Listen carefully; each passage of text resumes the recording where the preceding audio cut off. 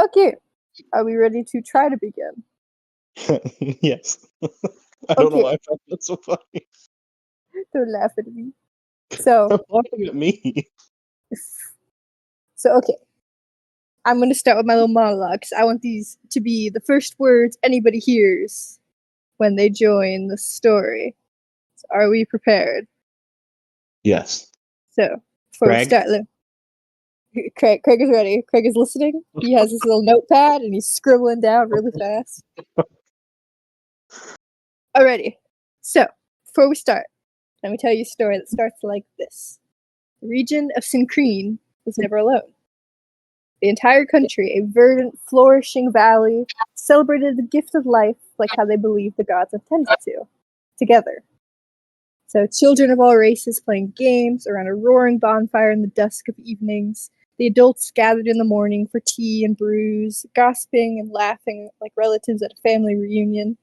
They all worked together in tandem, like a long machine of equal parts, farming, hunting, gathering, and caring for one another, all commanded by 6 just leaders: the kind, the free, the strong, the resilient, the brave, and the knowledgeable. For as long as anybody could remember, they conducted the inhabitants as democratic leaders, rationing food among them and keeping them safe from lingering threats on the edge of their civilization. They loved their people, and their people loved them. Until some people didn't. The demons, the rebels, the revolters. No matter what you called them, it was clear what they stood for. They screamed about unfairness, and that all of the inhabitants should fight for themselves instead of dividing up the materials when their work ethic wasn't equal. They shouted to the leaders, demanding change to the way they had lived for so long. 6 rulers knew that if one cog stopped working, the machine would break down for good. They warned the revolters, telling them to stand down in their ways, but the revolters didn't listen. It wasn't until the death of a young child did the leaders understand that the world would not stop these terrorists. Many died, nearly half the population of Synchrene. There were brothers fighting brothers, betrayals, decay, famine. At the end of the day, no one wins war, and only the dead see the end of it. The brave and the strong, the resilient all stood tall. The free and the kind tended the wounds of the loyal, and the knowledgeable commanded the troops. And eventually the rebels were caught. After the Radical War, after every mutineer was hunted down and punished, the 6 leaders came to one conclusion. This is only the beginning. An ocean does not stop its crashing waves just because the storm has passed. Or in other words, one uprising will not be the end of the discontent of their nation. After it was put to a vote, all leaders agreed that they couldn't suffer another war. 6 kingdoms were built along the coast of the country, each being ruled by the commanders of the war. They built towering walls, cascading from the sky, that protected their land from one another. There couldn't be disputes between kingdoms if they never speak. Like they were never united at all, the first era came to an end, with no more death, no more revolters, and no more community. So welcome to the prologue before the prologue. It takes place a year after this war. Wow. Yes. So, our lovely story takes place in the lovely kingdom of Paleodox. I'm going to request later that I get this in writing. because I'll send it over. Okay, because I retained about 75% of that. I'm afraid I'm missing some pieces. Basically, I'll send it because I wanted those to be the first words that everybody hears when the story starts. So when we do our little tutorial, I'm going to read that again, and then I'll probably copy and paste it and put it in the chat, the Synchrene chat. Okay. But yeah, basically all you need to know is once upon a time, this country was all united. Rebels broke out, and then after the war, when they were all caught and punished accordingly, the leaders split up. They made their own little kingdoms and then built walls, and then they agreed to never talk to each other ever again. Until this fateful day. On this fateful day. So, where we meet Rill Maud Bottom is a year after this. And So are you asking where he's at, or are you just... Huh? Were you asking me where he's at, or are you saying that I'm te- it's just I'm you're telling telling? you. I'm setting up the Okay. setting for your little prologue.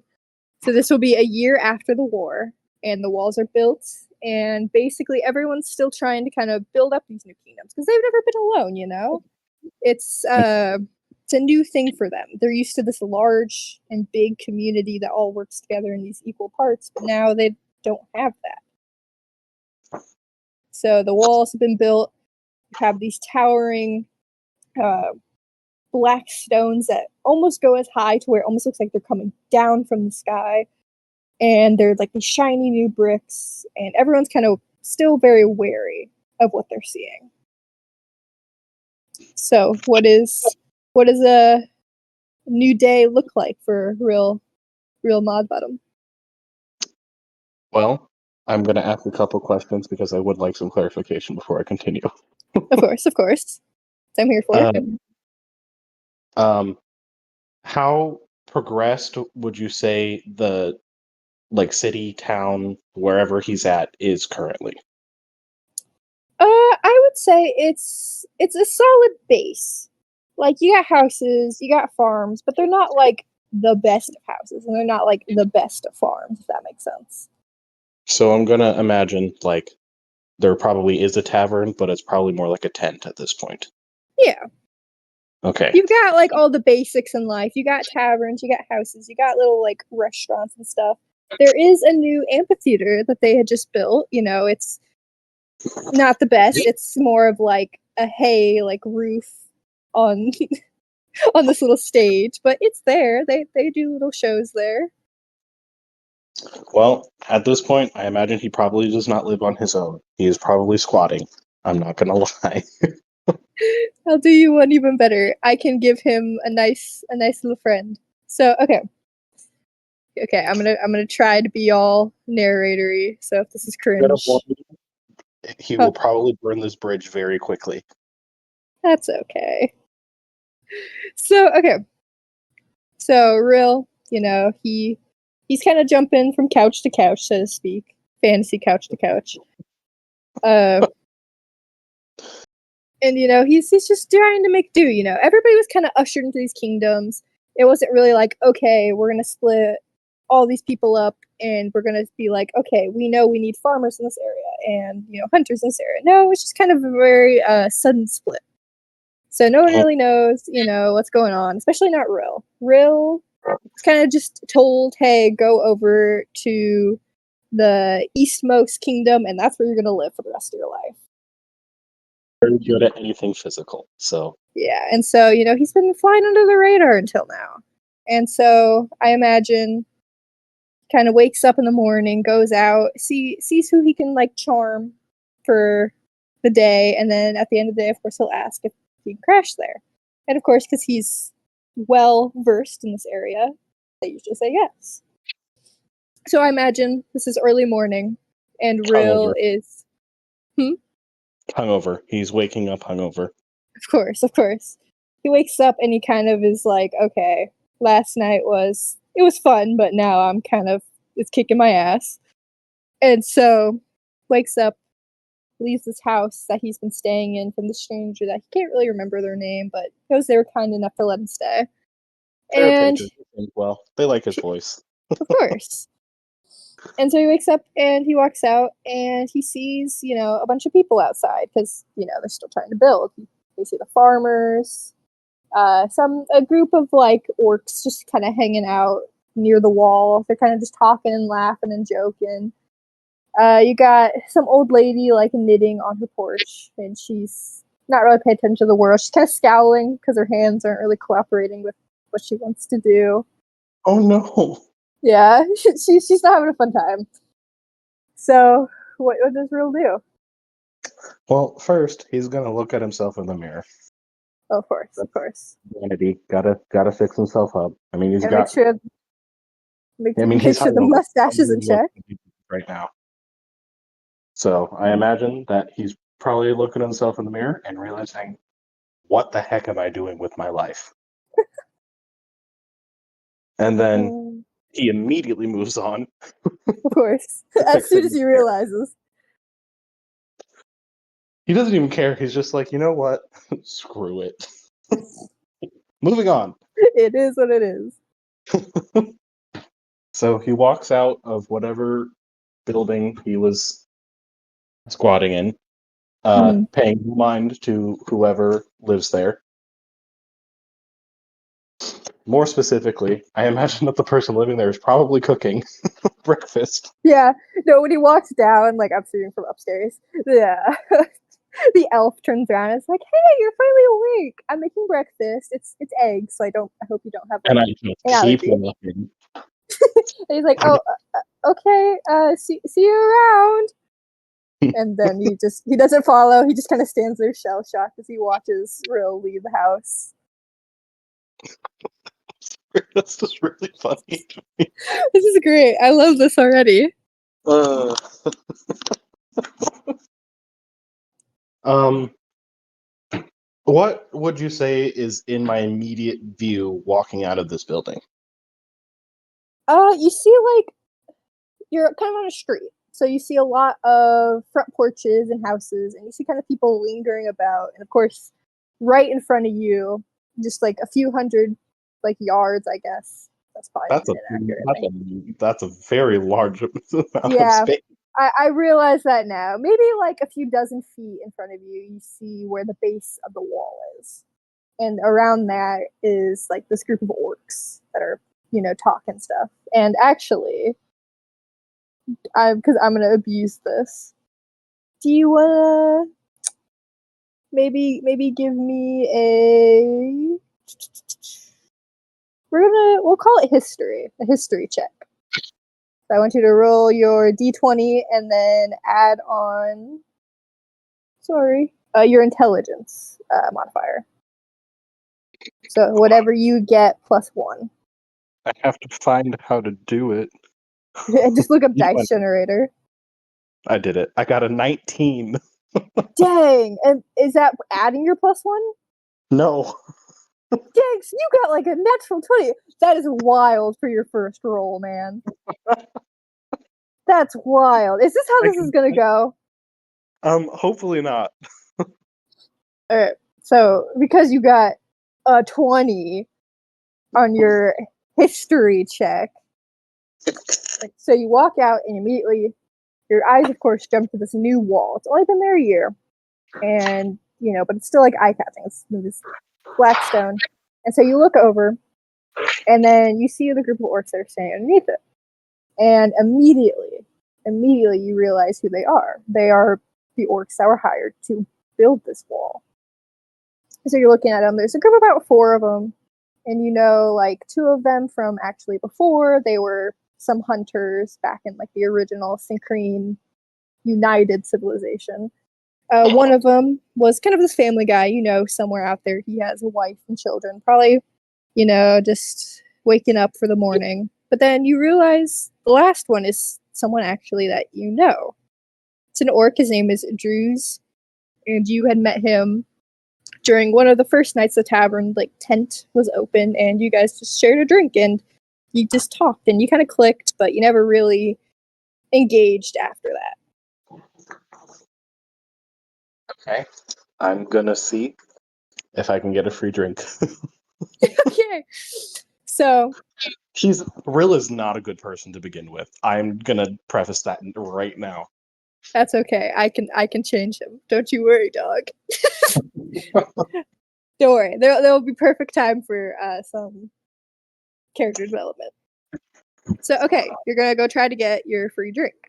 So before you can even think about walking over, Drews kind of looks away from this conversation. He's laughing at some joke that the family orc had said, and he kind of looks away, and then his eyes catch on you. He's like, "Oh, hey, I know you," and starts walking away from his group after saying goodbye, and approaches you, and he comes over, shakes your hand, and kind of pats your shoulder. He's like, "Dude, how you been? I haven't seen you in like such a long time." Um, how long would you say it has been? At least like 6 months. At least. Wow, that tavern has been up a while. Yeah. It's newer but older. It's They're trying. I will try to bluff and tell him that I've been doing well. Finally got my own home. Okay, then I'm gonna need you to do a deception check. I'm not done yet. Oh, sorry. Sorry. Continue. And also that I got a gig singing at the tavern, which I don't. Okay. All right, for those types of lies, I'm gonna need a deception check, which will be a d20 plus your charisma. So whatever you get plus 4. 19. So Brother. total 19. Total 19. Oh, I hate you. Okay. And so you tell him this, and you're like, yeah, I'm doing really well. His face, Drew's face, just lights up. And he's like, oh, man, that is so cool, you know? That's really good of you. I'm so glad to hear you're doing well. And, you know, actually, a buddy of mine, he was just down by the tavern the other night, and he was going on and on about your performance, actually, now that I think about it. And, you know, yeah, and he's like, yeah, one night you're gonna have to like let me know when you like are playing, because I want to hear you play, because I've heard you're like really, really good. Well, I'm pretty confident in my singing skills, so I will offer tonight. His face again lights up. You didn't think that could happen more, and he is like, "Oh, dude, really? You're not pulling my leg here." Can you repeat that? I got distracted. You're good. As his face lights up, you didn't know he could even look happier for this like stranger. Basically, he's like, "Oh, dude, really? You're not pulling my leg. You actually want me to come?" Yes. And he just nods. He's like, "All right, I'm glad to hear it. I'll be free tonight." I will then joke with him, saying that if he likes a performance, he'll have to buy me a drink. He kind of laughs and kind of just pats her shoulder in like this joking way, and he's like, "All right, bud, you got yourself a deal. Although I think it's kind of a no-brainer. I think I'm gonna have to buy you a drink regardless." And he kind of laughs. So he's like, "Well, you know, actually, I think me and a couple of my buddies were gonna go and just walk around town. You know, see how everyone's doing. Do you want to like join us, or would you rather go off on your own, Mr. Superstar?" I pretend to check a watch that I do not have. Yeah, fantasy watch. It's just not there. And I'm like, yeah, I think my schedule's clear. Okay, and so he's like, "All right, sweet," you know. And so he waves over the rest of the orcs. And he's like, "Come on, y'all, we're gonna head down by the like courthouse or whatever, and we're gonna just, you know, talk to people." Yeah, town hall. Thank you. And so the group of you, the 4 orcs and you're kind of walking around. Significantly shorter than everyone there. Yeah. A few people kind of look over in the streets as you walk past to kind of do like a double take of like, oh, there's actually another person with them. They're very friendly. The 2 former hunters are kind of keeping to themselves. They're kind of talking back and forth. The family man orc, he's waving to people. Little kids who you're assuming know his daughter. And then Drew's is walking next to you, and he's talking about some nonsense about some stories before the wall, you know, because people did have a life before this. And so he turns to you and he asks, you know, "Oh, you know, I met you once a while back, and I do hope there's life's going good for you." Which, I mean, you're telling me there is, but like, what was life before this? You know, because we don't really know each other that well, and I hope you're doing better than you were, even if what you were was already good. And I just rolled. I got a 1. Oh no. 1 plus 4, so a 5, but that's still That's our the worst first, I could possibly get. the first natural 1. So, okay, so you turn to him And you're like, yeah, I was from this really big family, that was really, really close with the original 6 leaders. And, we were all just such good friends. And Drew's is kind of looking at you, and he kind of squints his eyes and kind of tilts his head. And he's like, yeah, bud, sure. And he kind of just shakes his head and keeps walking, but he doesn't really call you out on it. Because Drew's is a nice guy. He just thinks I'm joking. Yeah, he's just a happy-looking guy. Because here's the thing with Drew's, right? Drew's wants to see the best in everyone, and since you are everybody, he sees the best in you. So your little posse kind of is walking town hall. There's a few people lingering about. You see these 2 other tieflings. They're sisters, twin sisters, you can tell. They're kind of chatting. They're kind of just sitting and watching the people go by. They're not really paying attention to you guys just yet, but they're talking. You see, trying to think of other species. Hold on. Tabaxi. What? Tabaxi, the cat people. Oh, I didn't know that's what they were. How do you say it? Tabaxi? What? Mm-hmm. All right, you see a tabaxi. They're looking around. They're kind of talking with some more official-looking people, and they're scribbling down on the scroll. And then you see a human just sitting in front of what is like your courthouse, and they're just kind of sitting there, and they're kind of watching you guys, but not in like a I think you're gonna do something wrong way. They're just kind of just people watching. So what is your next? Really out of place. Very out of place. Yeah. I'm probably drastically different, like overall color, compared to the orcs that are towering above me. Yeah. So,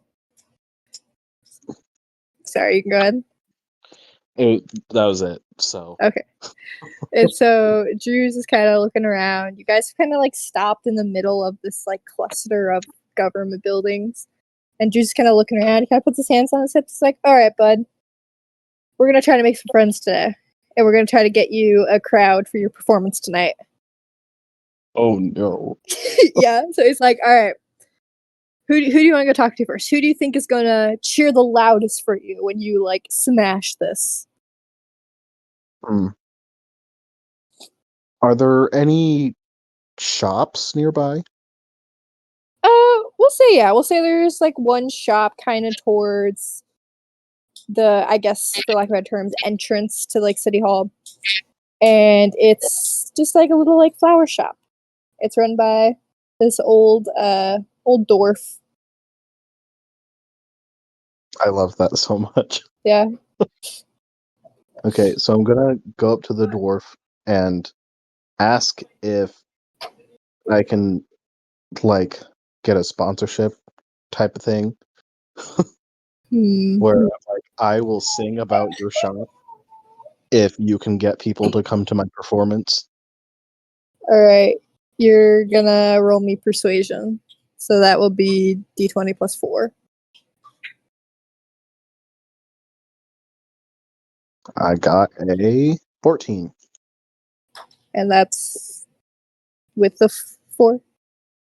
No, it's an 18 total. Okay.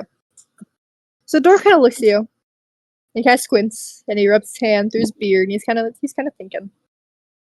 He's like, All right.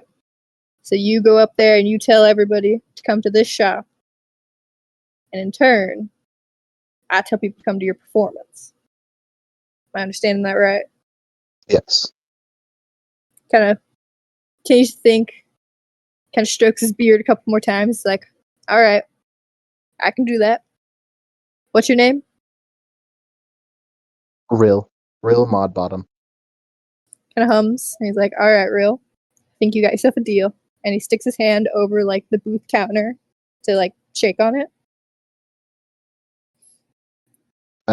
I reached my hand back to shake. Yeah. I don't know why I was like, what other option do you have? I revolt. I run. Ooh, So he's like, no. I have another. Can I use my tail? your tail. Okay, yeah. You reach out with your tail to shake it. He kind of like squints, but since you're so charismatic, sorry, my mom's looking at me. She can only hear half of this conversation. All right, so yeah, you reach out and you shake with your tail. He kind of like squints at it at first, but he just kind of shrugs it off because he's such a charismatic individual and shakes it like a normal hand. And so he's like, "Well, since your little group's here, do you want to like buy something?" Do I have money? Uh, sure. We'll say yeah for the sake of the plot. Or does the orc pay for me? You'll have to run persuasion, I think, if you want to try that. I'd try to convince him to get us all matching flower. Like, what are they? It's like a pin. Yeah. Just Yeah. goes Roll up for and persuasion.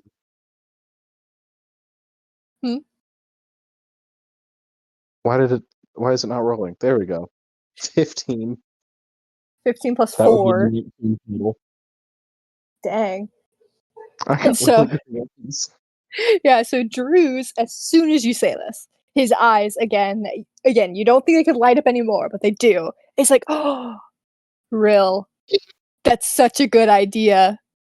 And so he takes out this little sack of coins and he's like, dude, since this was such your idea and you're, this grand performer, you pick out whatever flowers you want and I'll pay for them. We'll choose to get.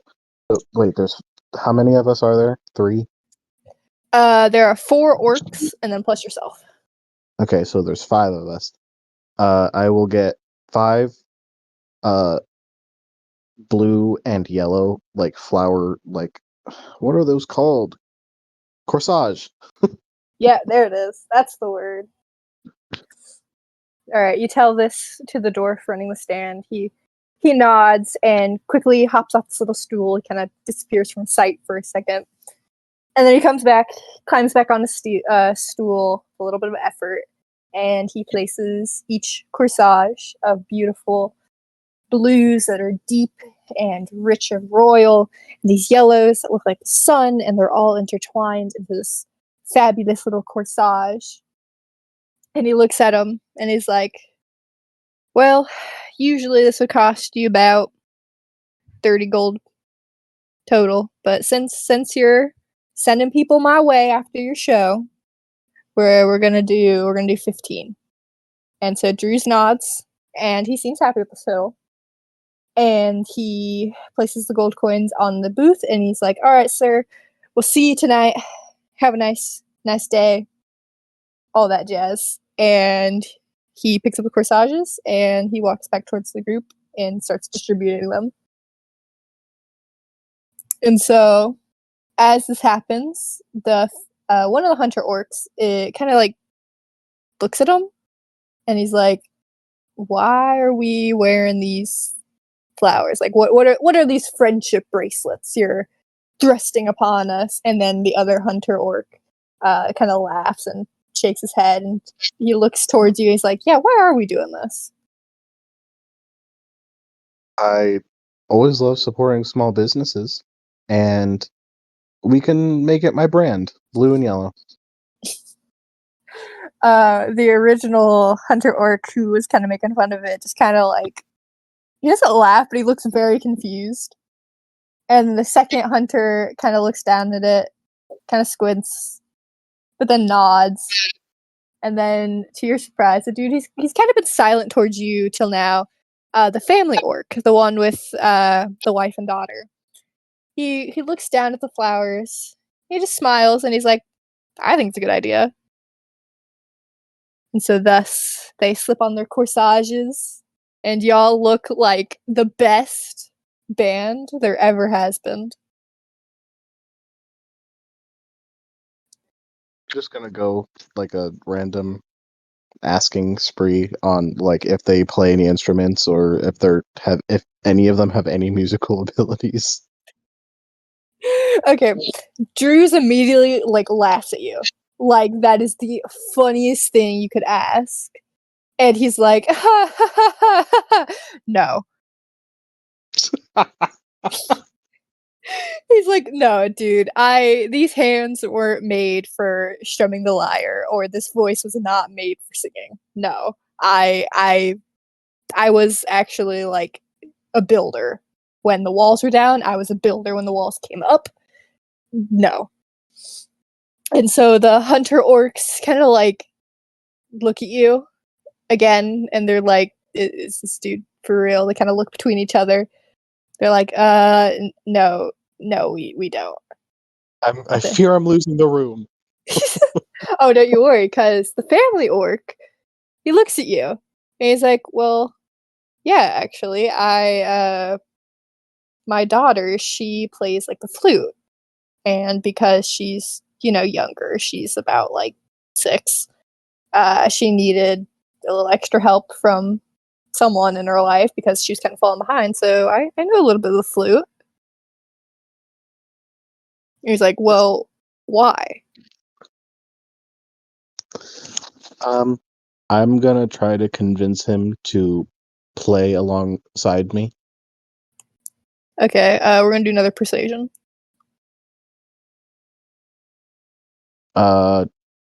16 total. With the +4 added? Yeah. Alright. He kinda looks at you and he kinda, like, laughs awkwardly. He's like, I,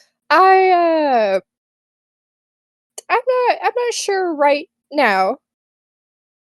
I mean, that's a lotta, like, people, right?" Well, it would depend on if we can get people to come. Kinda nods to himself, and you can kinda, like, see him visually doing this mental math. And he's like, you We'll know split. what? Huh? I said we'll split whatever I make. That causes him to perk up. And then he's like, "All right, you know what? What the heck? Yeah, I'll join you on stage. If, of course, it's okay with your like producers, the owner of the tavern." That's gonna be a whole other issue. We're Yeah, not there yet. considering Rill truly doesn't have a job there. This is a lie after a lie. One day Uh, the lie is gonna come back to haunt me. it's gonna be great. I have ideas. It's okay. He'll live. Maybe. Maybe. Okay, I will preface this. My entire goal is to make sure all 3 of you make it to the end. Okay. I'm not gonna be one of those mean DMs where it's like I want to kill all my players. No. Just know I will do everything in my power to keep y'all alive. I But if will not preface. I will ask that you don't give me like plot armor. Like yeah. if there is a fireball coming straight for my head and I cannot do anything about it, Yeah. it's not just gonna vanish in front of Yeah. me. No. Yeah. No. I'm gonna try to be as fair as possible, but I want you guys to know to start with, I'm not actively looking to kill y'all. Noted. Alright. And so the family orc kind of nods. I need to like actually name these people. I Uh, will give you a moment to do that if you would like. yeah, sorry. Let me pull up a generator. I'm so lame, but I need to like. All right. So he nods. He's like, "My name's Rogan, by the way. I don't think I told you that." He kind of like, Real mod bottom, and then I hold out my hand. he shakes it, and you notice he has like firm grip that's like solid, and it feels like almost like you're making a deal or a pact. He nods, and he's like, "It's You're good with to." the devil.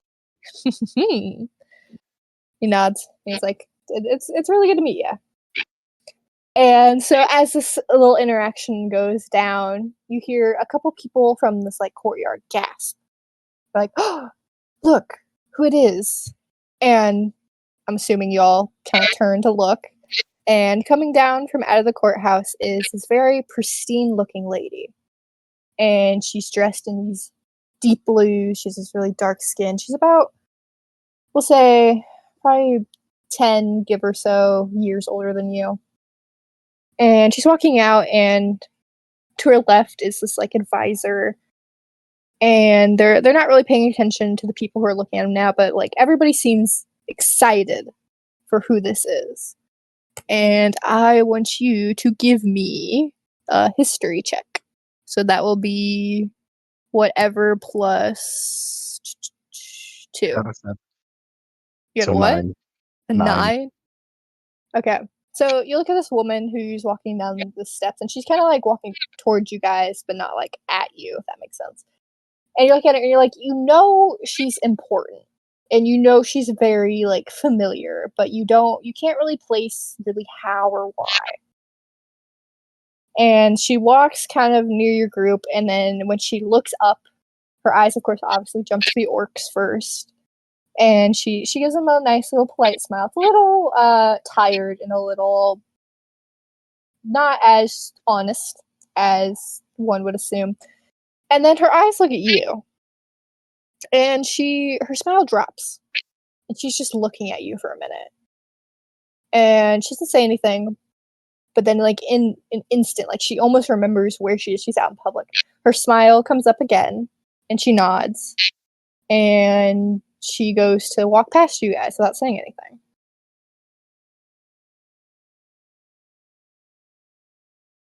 Let her And walk a few feet, and then I'm gonna run around and like in front of her and bow because I feel like that's the right thing to do, even if it's not.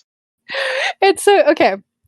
Yeah, so you walk for her and you like bow deep at the waist, like full on honorary. It's an honor to be in your presence. And she jumps back and she looks at you like you don't have a head. She thinks you look insane. And she's like, what are you doing? Sorry, I just thought, everyone was cheering for you. I thought you must be some great celebrity. And she she looks at you, she's like, she has eyes, and she's like, I don't think celebrity is the word you would use for your leader. And Blushing immediately. sorry, what'd you say? Cut out. I said, and blushing immediately, just full on embarrassed. Let's And see. then I What? apologize real hard. Just like, I'm so sorry. I haven't seen your posters yet. I haven't seen any portraits. I'm sorry. She I kind have a of performance. Would can I interest you in some music at a sort of tavern tonight? she kind of snorts, and she's like, I mean, I will try not to be offended that you didn't recognize me, the knowledgeable, one of the original 6 leaders from Sakreen. But since you're offering a performance, I guess I can make time. And she's kind of, joking back with you. She's obviously not taking this too seriously. She's not really that offended. She's like, yeah, I'll be there. Are you talking with Jill about this, or have you been like confirmed by Jill, or what time will I be seeing you? I haven't spoken with Jill on the time yet. She goes, We are still trying to get that figured out. She nods. She's like, "Oh yes, typical Jill, Sometime putting tonight. to the last minute." I should have made you roll deception on that, but I'm gonna be nice this time. I can roll. No, I mean, it's it's okay. technically not a lie because we haven't spoken. That's true. So nah, don't roll deception. She just nods and she's like, "Oh yeah, that sounds like Jill. Always leaving Yep, this." classic Jill.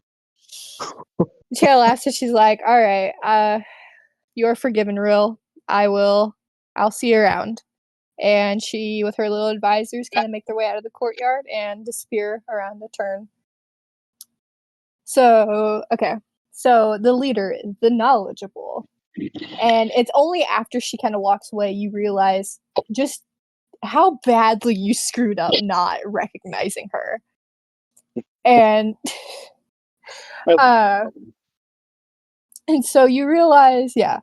Hold on. I gotta get my things in check. Okay.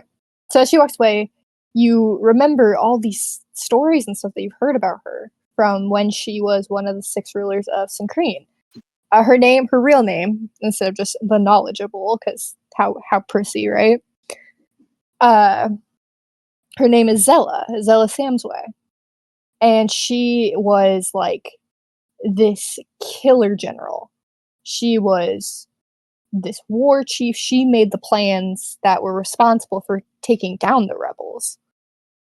And she is race-wise. What do you mean? Well, like orc, human. Oh, okay. Yeah, she's human. Okay. Yeah, and she was the planner basically of this war. She's honestly, depending on who you ask, she was one of the reasons why they won. And she was given Paleodox as her kingdom. And as she's walking away, you start to realize who this is, and you're like, oh, I just made a complete fool of myself in front of this great war hero. And as you're thinking this, the orcs behind you are like snickering and trying to pretend like they feel bad for you, but they are doing a very, very poor job at this. So I need to put on a really good performance. Oh yeah, you got a lot riding on this. And so Rogan is kind of looking nervous now, and he's like, please don't tell me you just invited her to the show. Yeah, it was a spur of the moment situation. He drops his face to his hands. He's like, I don't know if I can go through with my half of the deal anymore, dude. I mean, you can always back out, but I would really like to see your flute skills. And okay, I'm gonna make you roll real quick. Persuasion. Yeah. Why does it not roll? It'll be whatever plus 4. Oh no. 23 total. 23? Total. Dang. So, okay, you tell him this, and you're like, you can always back out, and just not show off these skills of yours. And But then, imagine what it would be like if you impressed the great. What was she? The knowledgeable. yeah. And you say this, and he kind of looks at you. He looks still a little skeptical, but you can definitely tell like he's already kind of cemented this idea.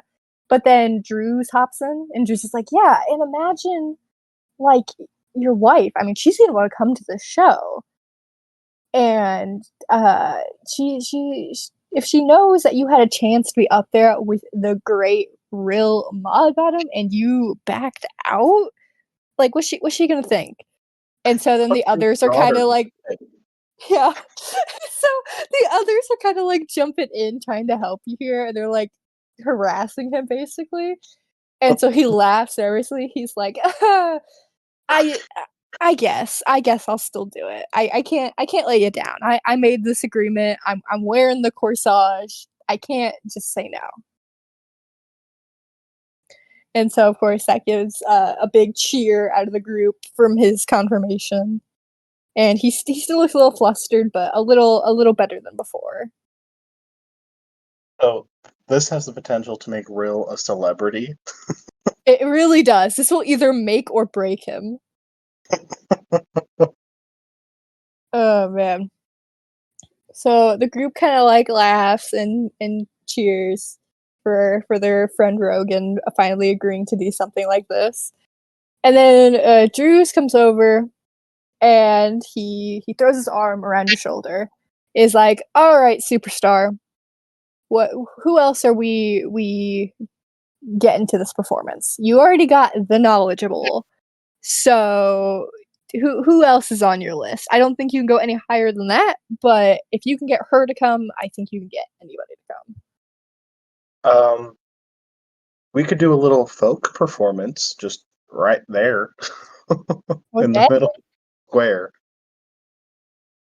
You're throwing this out? I am. And Drew's kind of like whistles lowly. He's impressed. He's like, "Is there like anything that you can't do to charm people here?" And Rogan and Rogan kind of looks at you. Is like, "Okay, for this performance, because I don't carry my flute on me, you'll be on your own if that's all right. But if you're gonna start it, we'll gladly back you." I just need a beat. A beat. A beat. I mean, if they can build, they can be percussion. That's true. That's true. I don't want to keep making you roll persuasion, but I might have you roll persuasion. It deleted my dice. 19. Oh my goodness. All right. So you're like, yeah, I just need some a beat to go on. And then the two hunter orcs, they kind of look at you, look at each other, look back to you, and both of them start talking at the same time. They're like, "Oh yeah, I'll help you out." And then they kind of look at each other and kind of like glare because they want to be the ones to help you out here. Okay. Well, the one on the left can be claps, and Alright. I'm gonna try to use one of my spells. Okay. I think it's prestidigitation. I think that's the one where you can just summon an object. Well, if you want, I mean, you said you carry an ocarina with you, correct? I do, As like you can just whip it out. but I was talking Are about you? for Oh, you're trying to percussion. make for them. Never mind. Sorry. Yeah, you're good. Hold on. I was What spell? I was gonna summon like bongos. Broncos. Hold on. I gotta look at the spells because I'll be honest, the magic is where you kind of lose me in D&D, which is hilarious. I am gonna try to explain them as best as I can. I think it's prestidigitation. Prestidigitation.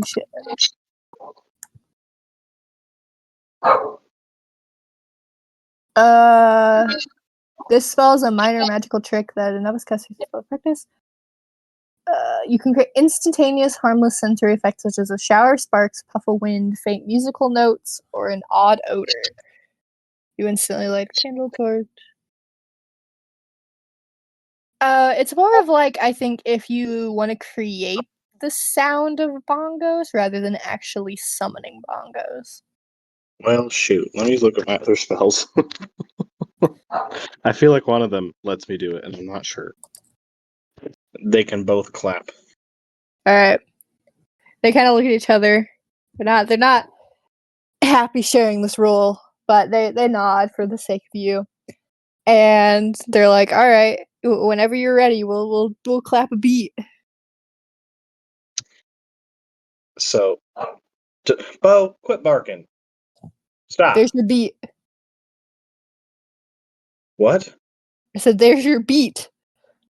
Okay, so I'm gonna use disguise self, Oh, and I'm just gonna appear as just a very unassuming townsperson. hold on. I think you have to roll for that, so I'm going to double check. All right, you're going to roll your d20 and add +2 to whatever you get. So I got a 10, so it's a 12. Okay. So you cast Disguise Self, and the orcs are kind of watching you do this. They're like, "Whoa!"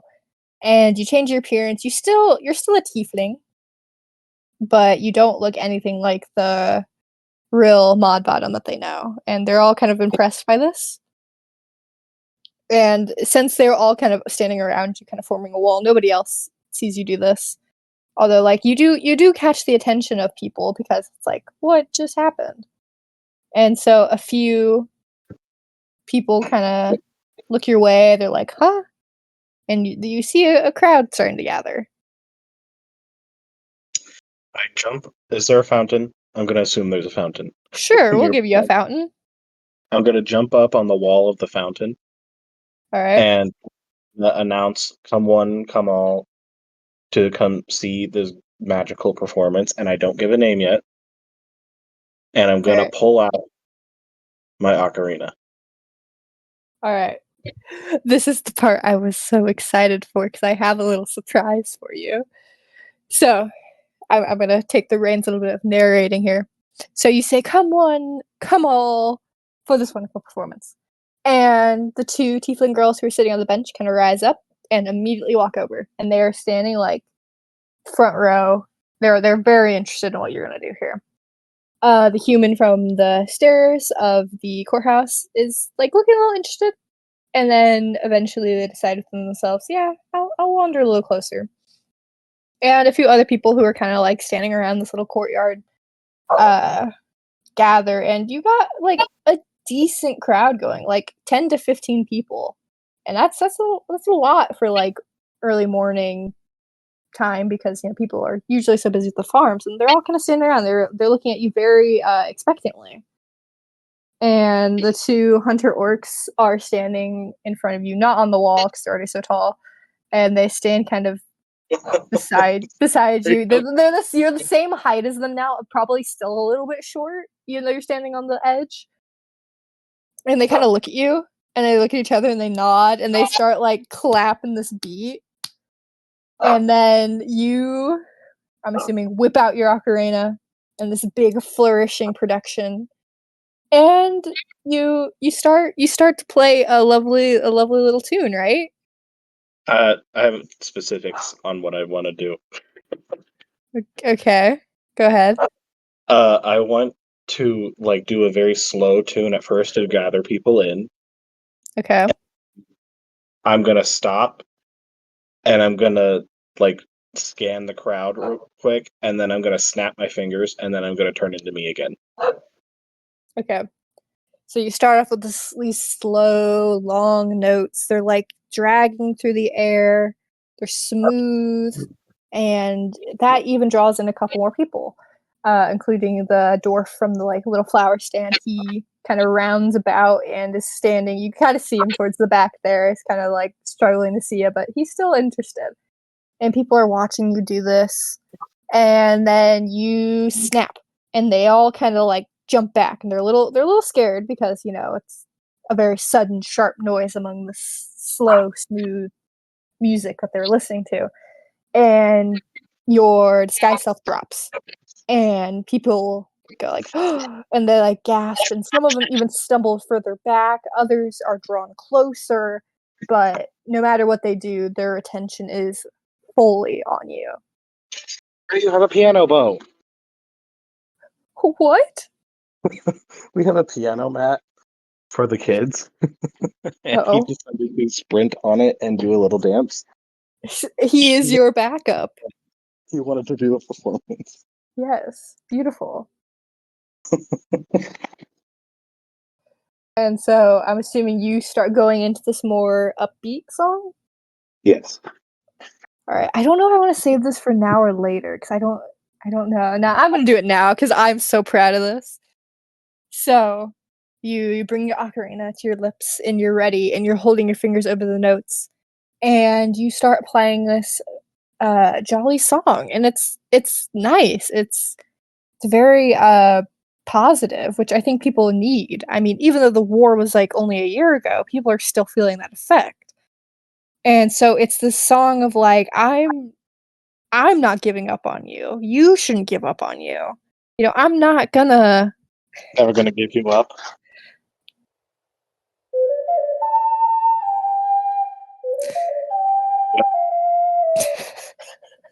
No. I called it.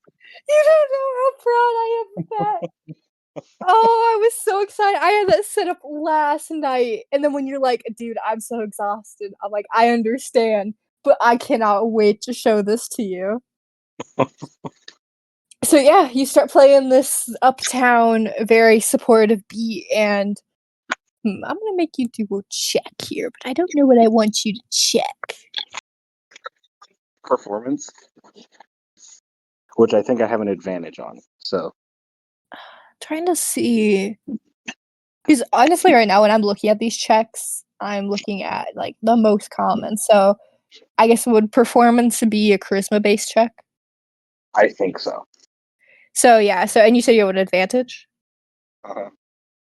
So yeah, what you're going to do is you are going to roll your d20 twice. You're going to take the higher of the values and then add your +4 to that. Okay, so I got 16 as my first one. Okay.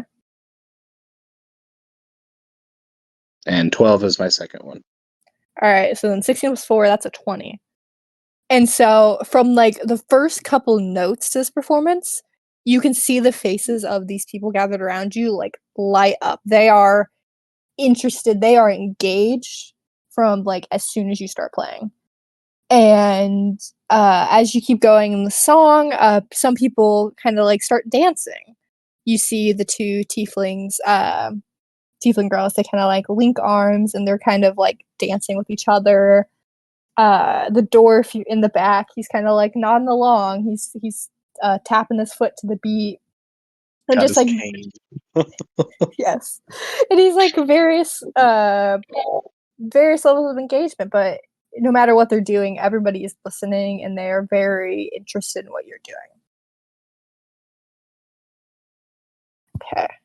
So Hold on. Let me look at my spell list again. oh no.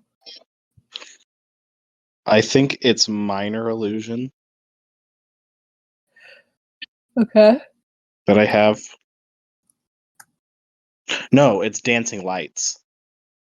You create up to 4 torch-sized lights within range, making them appear as torches, lanterns, or glowing orbs that hover in the air for a duration. You can also combine the 4 lights in the one glowing, vaguely humanoid form in medium size.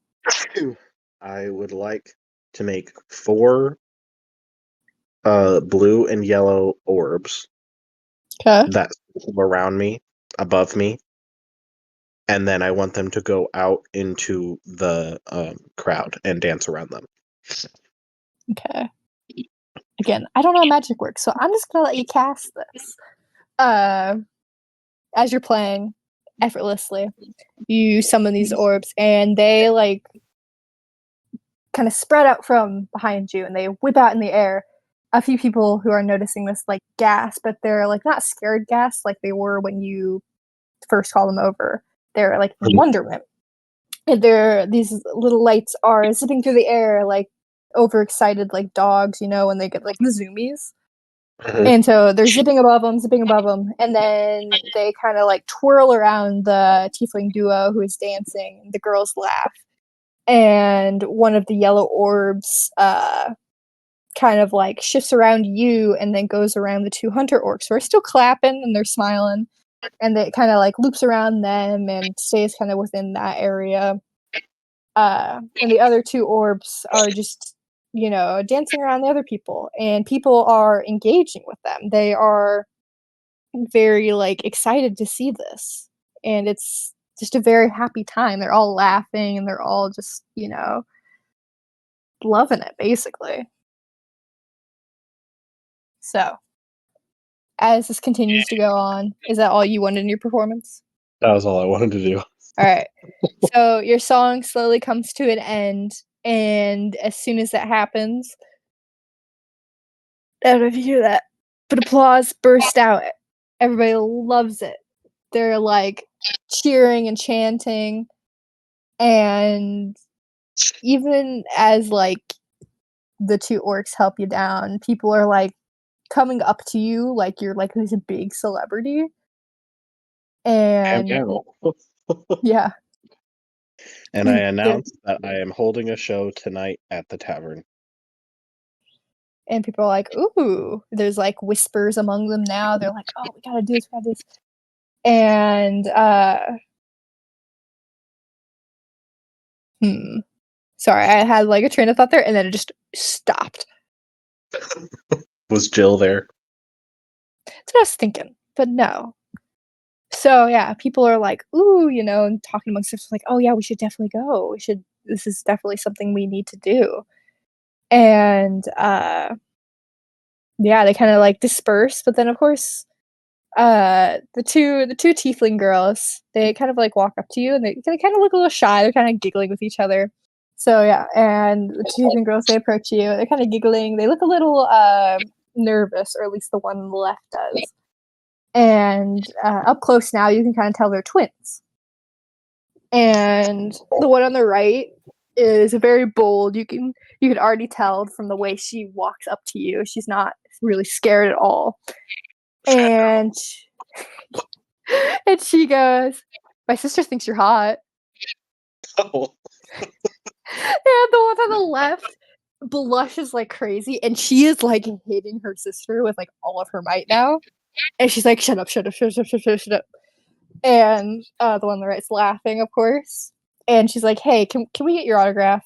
And they pull out this like notebook they were carrying around. Well, sure. And as a bonus, I'm gonna take pieces of my corsage and give it to each of them. Okay. You do that, and when you hand back the autograph to the sister on the right, the one who's a little sharper, she smiles down on it, and you see her. She takes her finger, she kind of traces it, and she shows it to her shyer sister on the left. And you hand them these flowers. I'm assuming one yellow, one blue. You hand the yellow one to the sharp sister, and she smiles at it, and she's like, "I'm actually gonna press this when I get home, and I want to make a little bookmark out of it." But then you hand the blue one to the shyer sister, and she looks at it. She gently like traces the petals, and she smiles very softly at it, and then she puts it behind her ear, and she's like, "Thank you a lot." I'll have 2 fans. Yes, if everything goes wrong, at least you will have 2 fans. And I have a feeling that they haven't fully dispersed yet, so everyone just saw my act of kindness. Yes, and everyone's like, "Oh, look at that." And the girls kind of laugh at each other, and with promises that they're going to be at your performance. They will be there tonight. And they're kind of giggling, and then they disperse, and then the rest of the crowd kind of like lingers around a little bit to see if there's anything else you're going to do. And, well, do you do anything else?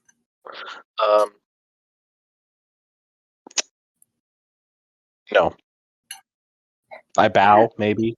Yeah. So you bow, which strikes another line Hey, buddy, of... eat? Sorry, What? he's eating something he's not supposed to be eating. Oh. You bow, and that kind of ignites another round of applause. And then after that, people start dispersing, still talking about this promise performance tonight. And you make your way back over to the orc group. And as you do this, You guys think? they are speechless. No words come out at first. And the family orc Rogan, he is in shock, and he looks at you. He's like, "Are you sure you want me up there with you? You seem to have that handled pretty well." Well, is a flute very much different than an ocarina to you? He's like, "Well, I guess, but it didn't look like you needed any other acts up there. You stole that show." I'm gonna try to persuade him to try to play the ocarina, which means you're gonna have to do a roll for him. Oh no. So okay. So you'll roll persuasion, and then I roll what? You'll roll for performance. So if you want to just randomize his charisma stat real quick. I got a 14 as my persuasion. Plus 4, which would be 18. Okay. So you have 18. Shoot, I've like completely forgotten how to do everything all at once. Where's my dice? Oh, right in front of me. What'd you get? I got a 18 total for my persuasion. Ooh. I got a 20 total. So you're trying to convince him to play the ocarina with you as your goal here, correct? I'm trying to persuade him to show me how he plays. Oh. Because this will play in later, depending on how good he is. So you offer up this ocarina to him, and he's like, that's not happening, dude. I'm sorry. A few of the other orcs are trying to like goad him into it, and he very nervously takes the instrument from your hand, and he's like, dude, when I said I was good at the flute, I only meant I know like the basics. I only taught my kid.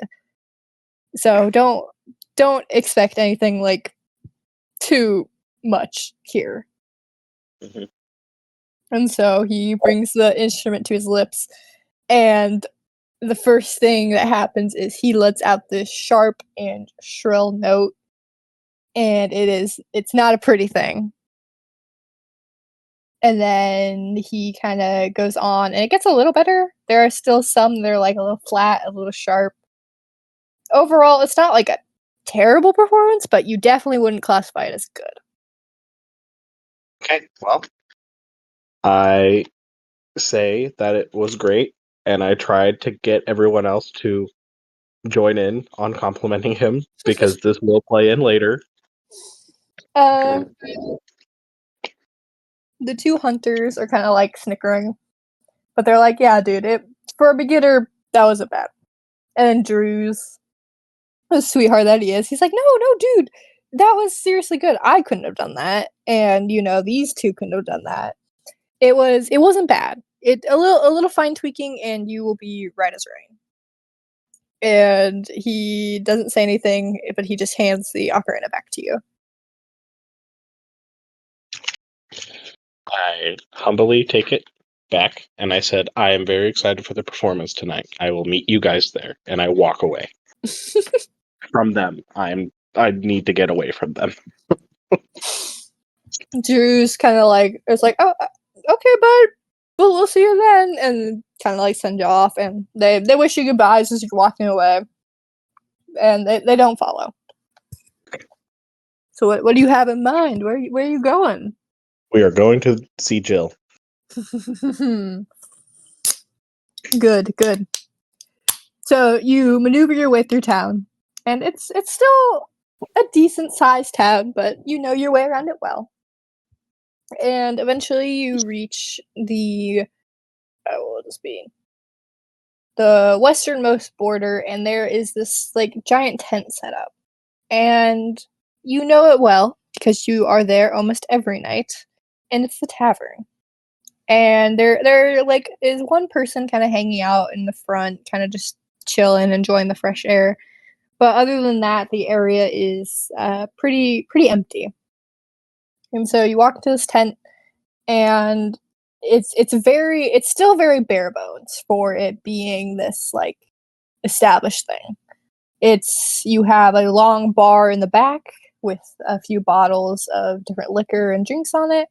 And then around that kind of area, the back half, there are some tables and chairs. But then the front half, where near the entrance is, to your left, there is a stage where people perform because like I said, you've been here almost every night since it's opened. You know how this place works. And so on the left, there's a stage where you've seen performers, and in front of it is a little like dance area. And so you walk in. There are a few patrons kind of lingering around on some of the tables. This is a group of friends of different races and just different ages, kind of just hanging there. That was just at my performance. We'll say in one of the tables in the far back left corner, you see the human who was sitting on the courthouse steps and had eventually wandered over. And they are just in the back. They have a little beer on their table, and they're reading a book. They're not really paying attention to what's going on around them. Okay. I'm not going to interact with them yet. Okay. I am going to go. I'm going to assume there's a back room area where I can go talk to Jill. Yeah, we'll say you go to the back bar, to the bartender, and they're cleaning the glass, as you know they typically do. And you walk over and you're like, "Hey, have you seen Jill? Recently?" And the dude, he like looks up. He's kind of startled that someone's talking to him that he hasn't already talked to before. And he's like, "Oh, yeah. Let me check the back real quick." And he wanders back, and then after a couple minutes of waiting, he sticks his head out, and he's like, "Yeah, come here. She's ready for you." And he ushers you back to his back room. It's like a little office, and sitting at this little desk is a dragonborn. And she looks up, and she tilts her head, and she's like, "I don't think I've seen you around here before, have I?" Or no, she doesn't say that because you're actually a regular.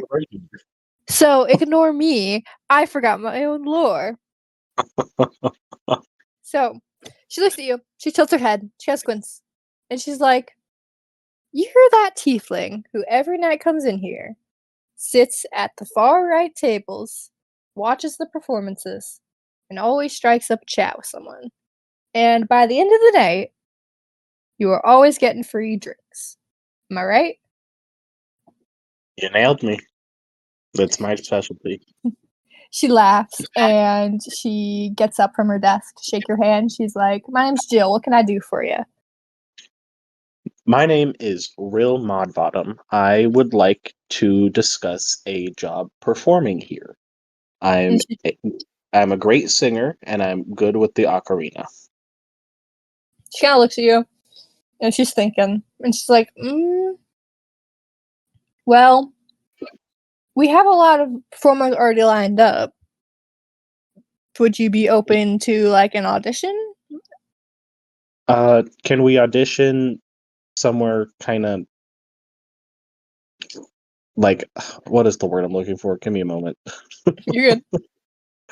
Can we audition somewhere maybe out of eyesight?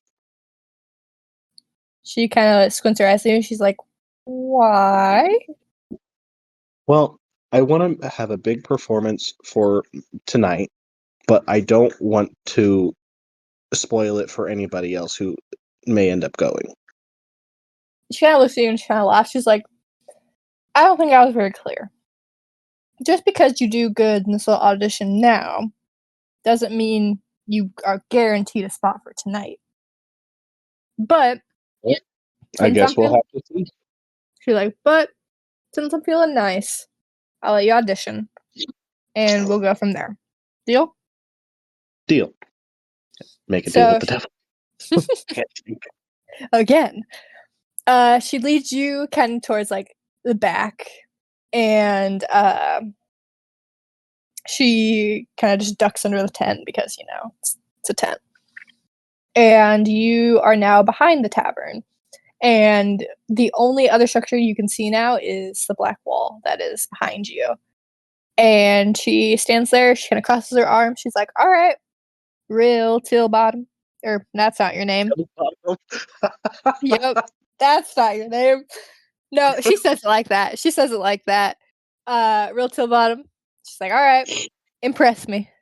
And she kind of like opens her arms in like a go ahead way, and she crosses them, and she's now waiting patiently for you to start. I'm gonna use the light spell again, but this time I'm gonna make it look like there's sparks emanating from my fingers first, and then they into orbs floating around me. Same colors as before. She watches this happen, and she is, unlike the crowd that you had gathered in the courtyard, she is more intrigued right now than scared, and she watches these sparks kind of disperse into these orbs, and she kind of makes a face, and she nods, and she's like, all right, and she continues to watch you. And then I'm gonna whistle, just like have you ever seen old people whistle? Like with the fingers in their mouth, and it's like very loud. I can't do it, but just imagine that. No, you're all good. Better than me. I can't whistle at all. So yeah, you use your fingers to your mouth and you let out a sharp whistle. She kind of flinches at the noise at first, and then she continues to watch. I then pull out my ocarina and start humming a tune first, and then I pick up the ocarina, put it to my lips, and I just perform my heart out. All right, Well, you're oh. gonna give me a performance check with advantage. Oh, You weird goose. Flipping stupid bow. I rolled a 16. for your highest, Oh, no. because you have advantage. Yes, it is my highest. All right, and then +4, so that's a 20. So you are like shredding this thing on the ocarina, right? You are like going to town. Like, I don't even know what's a really fast-paced song. Like, you were doing like rap god type of a beat going on. Wait. Hold on. Oh no. Have you ever seen the Lizzo flute thing? Mm-hmm. That one. Yep. Exactly. You're just shredding this thing, right? And she is watching. Sorry, hold on. I just had to take a bite of food as soon as I had to narrate. So give me 1 second here. I just imagine that the lights are just spinning and flickering like crazy right now, and like Mhm. firework type thing. Yes. They're Not like at spinning all. around. Not at And all whatever it was before. yeah, they are high energy. They are bursting, and they look more alive than they had earlier. And as you continue on with the song, you can see her getting more and more interested. And she eventually, kind of towards the middle there, she's tapping her foot and she's kind of like nodding along. And the song comes to an end. No, I'm not done. Oh, you're not done? I'm not I done. When the beat drops, I'm gonna use disguise self and put on glam rock attire. All right. You do this, and you hear her kind of like go, and she's watching, and she's trying to keep her expression. You can tell very neutral, but you can definitely see that you are winning her over. Mhm. Is there anything else you would like to include? I'm gonna say I'm gonna say the words that I'm singing, but I'm not actually gonna sing them. Yeah, it's all good. I'm gonna sing about uh bringing light back to this city of black, because Blackstone, Mm-hmm. and talk about the flowers that are growing thanks to the flower shop that I went to. Little Mm-hmm. sponsorship action. I love it. I love it. And then I'm gonna sing about the knowledgeable, Mm-hmm. a little ode to her. Of course. Okay. So you basically just like improv this song, but it feels like so natural to you because you're just a natural born musician. It's me. And and so you sing the song about revival and bringing back this joy to the lovely kingdom of Paleodox via the knowledgeable and everything she's done, and these beautiful flowers will once grow again after this war. And you play out the last notes, the lights fizzle out, your self-disguise drops, and you look at Jill. And Jill, her face is kind of hard to read, and she's looking at you, and she kind of squints, and she's like, I have one question for you, Rill. What do you get out of this? I get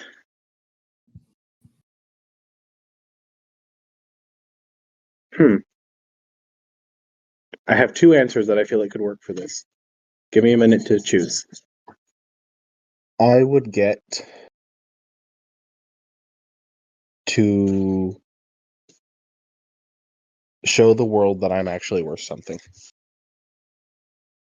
I'm assuming this is an honest answer. Yes. The one true honest answer that I've given in a while. Jill, when you say these words, Jill, her eyes kind of drop to the ground for a minute. And she goes, I get that.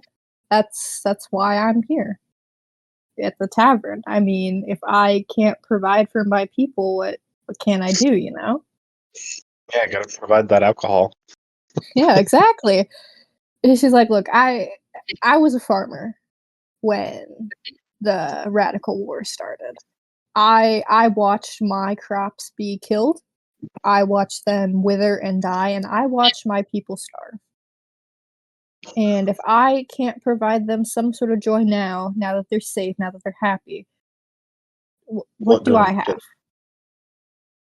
And I see you here. I see you standing bravely in front of me performing, and I see myself in you.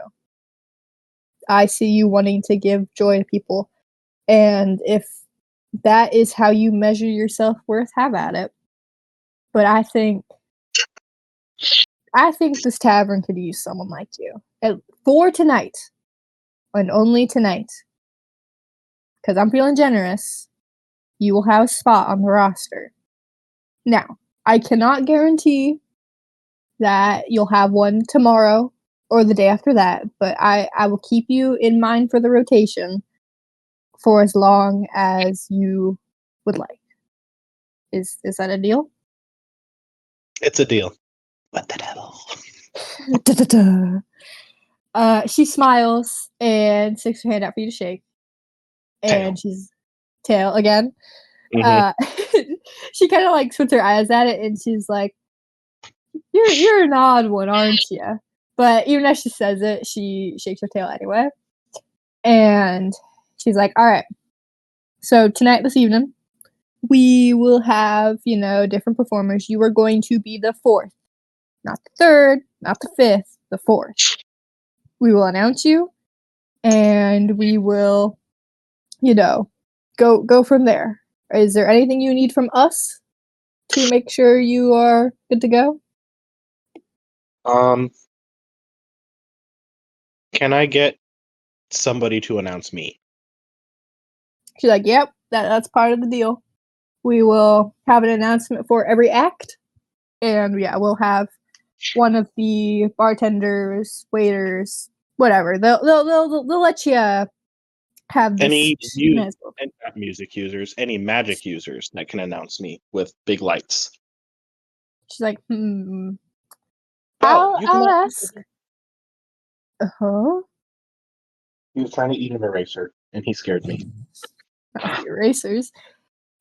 She kind of hums at that, and she's like, I don't know. We usually don't make specific announcers for acts. I'll see what I can do, but that announcement isn't for me. I have somebody who I really think needs a win. She nods, and she's like, I'm gonna see what I can do, but I can't make promises. Okay? Deal. By the way, the second person is I've already forgotten his name. Family orc. Yeah, Rogan. I figured. She nods. Oh, my boy.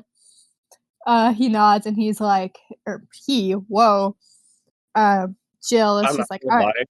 I was totally expecting Jill to be a big buff man. I shoulda. It would have been really funny.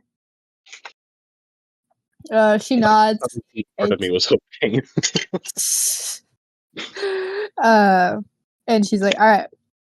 So you'll be here this evening. You come find me or one of the other bartenders, and we'll kind of loop you in. And yeah, I think we're setting up here for something beautiful. And she smiles at you. Yay!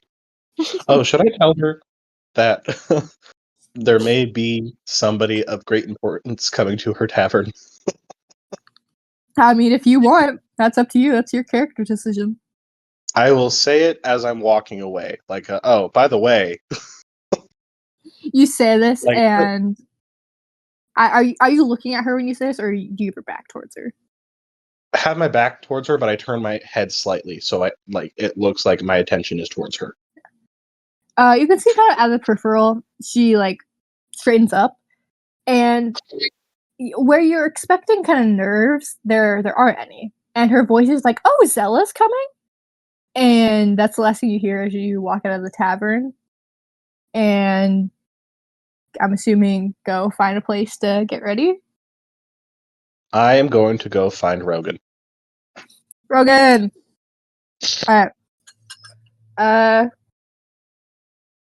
So you wander around town a little bit, and you're kind of asking, oh, have you seen Rogan? Have you seen Rogan? A lot of people are like, oh, no, I don't. And you find one person, they're like, oh, yeah, he's over by the fields. So wander over there. And there you find Rogan, and he is kind of like sitting at the edge of this wheat field. And he hasn't noticed you approaching it. But you see, as he's sitting, he has his daughter in his lap. And he's just kind of like holding her, and they're kind of vibing.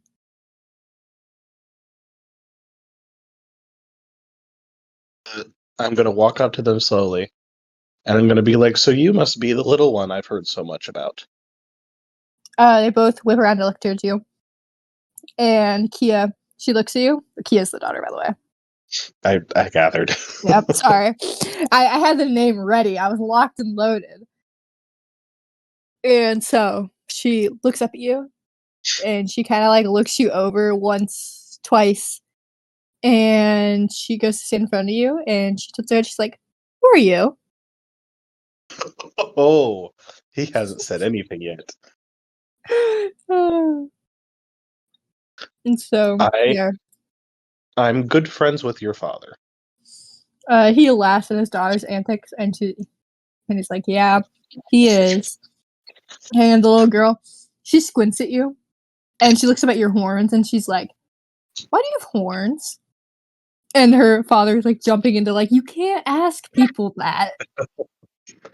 I laugh it off, and I explain, well, I made a deal with somebody. Well, I didn't. My family, how do I explain this? One of my ancestors made a deal with a very bad person. And she's like the revolters, and she kind of whispers it like it's some big secret. And then I say, yeah, sure, like the revolters. Her eyes go wide, and she's like, "Oh, that's so scary." Well, yeah, I've lived with it my whole life. She's like, she kind of looks at you for a second. She kind of tilts her head. She goes, "I think they're cool." She's adorable. I love her. And then from behind her, Rogan's kind of like laughing, and he looks up at you, and he just kind of mouths sorry. I take another bit of flour off of my pin and give it to her. Aw. So she holds it. She's like, "Look, look, look!" And she's showing her dad, and she's like so excited. She's like jumping up and down. I then turn to Rogan and I tell him that I have a plan. He's like, "Oh no!" Okay with it. I'm gonna use, I think it's prestidigitation, the music note one. Mm-hmm. I'm gonna use that to make his music sound better. That's I love that a lot. Which can either be me being very helpful or me afraid that we're not going to do this, and he gets to read that however he wants. He kind of nods, and he's like, "No, man, I understand." And this whole time, Kia's kind of like looking between you guys, and she's like, you can tell she's trying so hard to figure out what on earth you guys are saying. But she's 6. She's not really comprehending what's going on. I'm basically just like a superhero to her. Yes, she thinks you're like the coolest person ever now. And she is watching this go down, and Rogan kind of laughs. He's like, "Oh, thanks, dude. I really appreciate it." And he's like, "Look, I gotta go deal with her and the wife, and we will meet up at the tavern this evening. Yeah. When the sun reaches, can you quit biting me? Jeez. That's what you say to Kia. I'm gonna say when the sun reaches the stop the third tower. He nods and he's like, "All right. Anything I need to bring? Anything I need to do before there, or am I just showing up in my glory?" Just your flute and some nice clothes. He nods once and he's like, "All right. Sounds like a deal. I will see you there." You might want to bring your kid and wife too. I think they're gonna want to hear this. He smiles at the consideration. And he's like, "Will do, Rill. Will do." And he kind of picks up his daughter, puts her on his shoulders, and they begin to make their way where you're assuming where they live. Nap time. Nap time. They're getting But ready. really, it's just for him. Yeah. So anything else you need to do before the performance? I'm gonna clean up because I imagine I probably didn't shower after being hungover. Where Oh, are come you on. gonna go? What? Who are you crashing? Phew.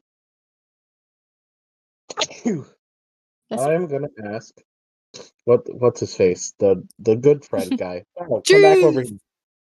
Drews. Love Drews. Yeah, you. I'm assuming because you've seen Drews around, you kind of know where he lives. So you go to his house, knock on the door. He opens it, and as soon as he realizes it's you, he like smiles. He's like, "Buddy, you know how? Where'd you run off to? You know, you kind of left in a hurry. Is everything okay?" I just needed to get a few things ready for a friend. He nods and he smiles. He's like, dude, I'm so glad you got Rogan in on this. He's gonna love it. He, you know, comes kind of from a rough background, as you know. I mean, who comes from a good one? But he needs this win. I think. I think it's good that you invited him to do this. I'm about to sneeze again. Phew.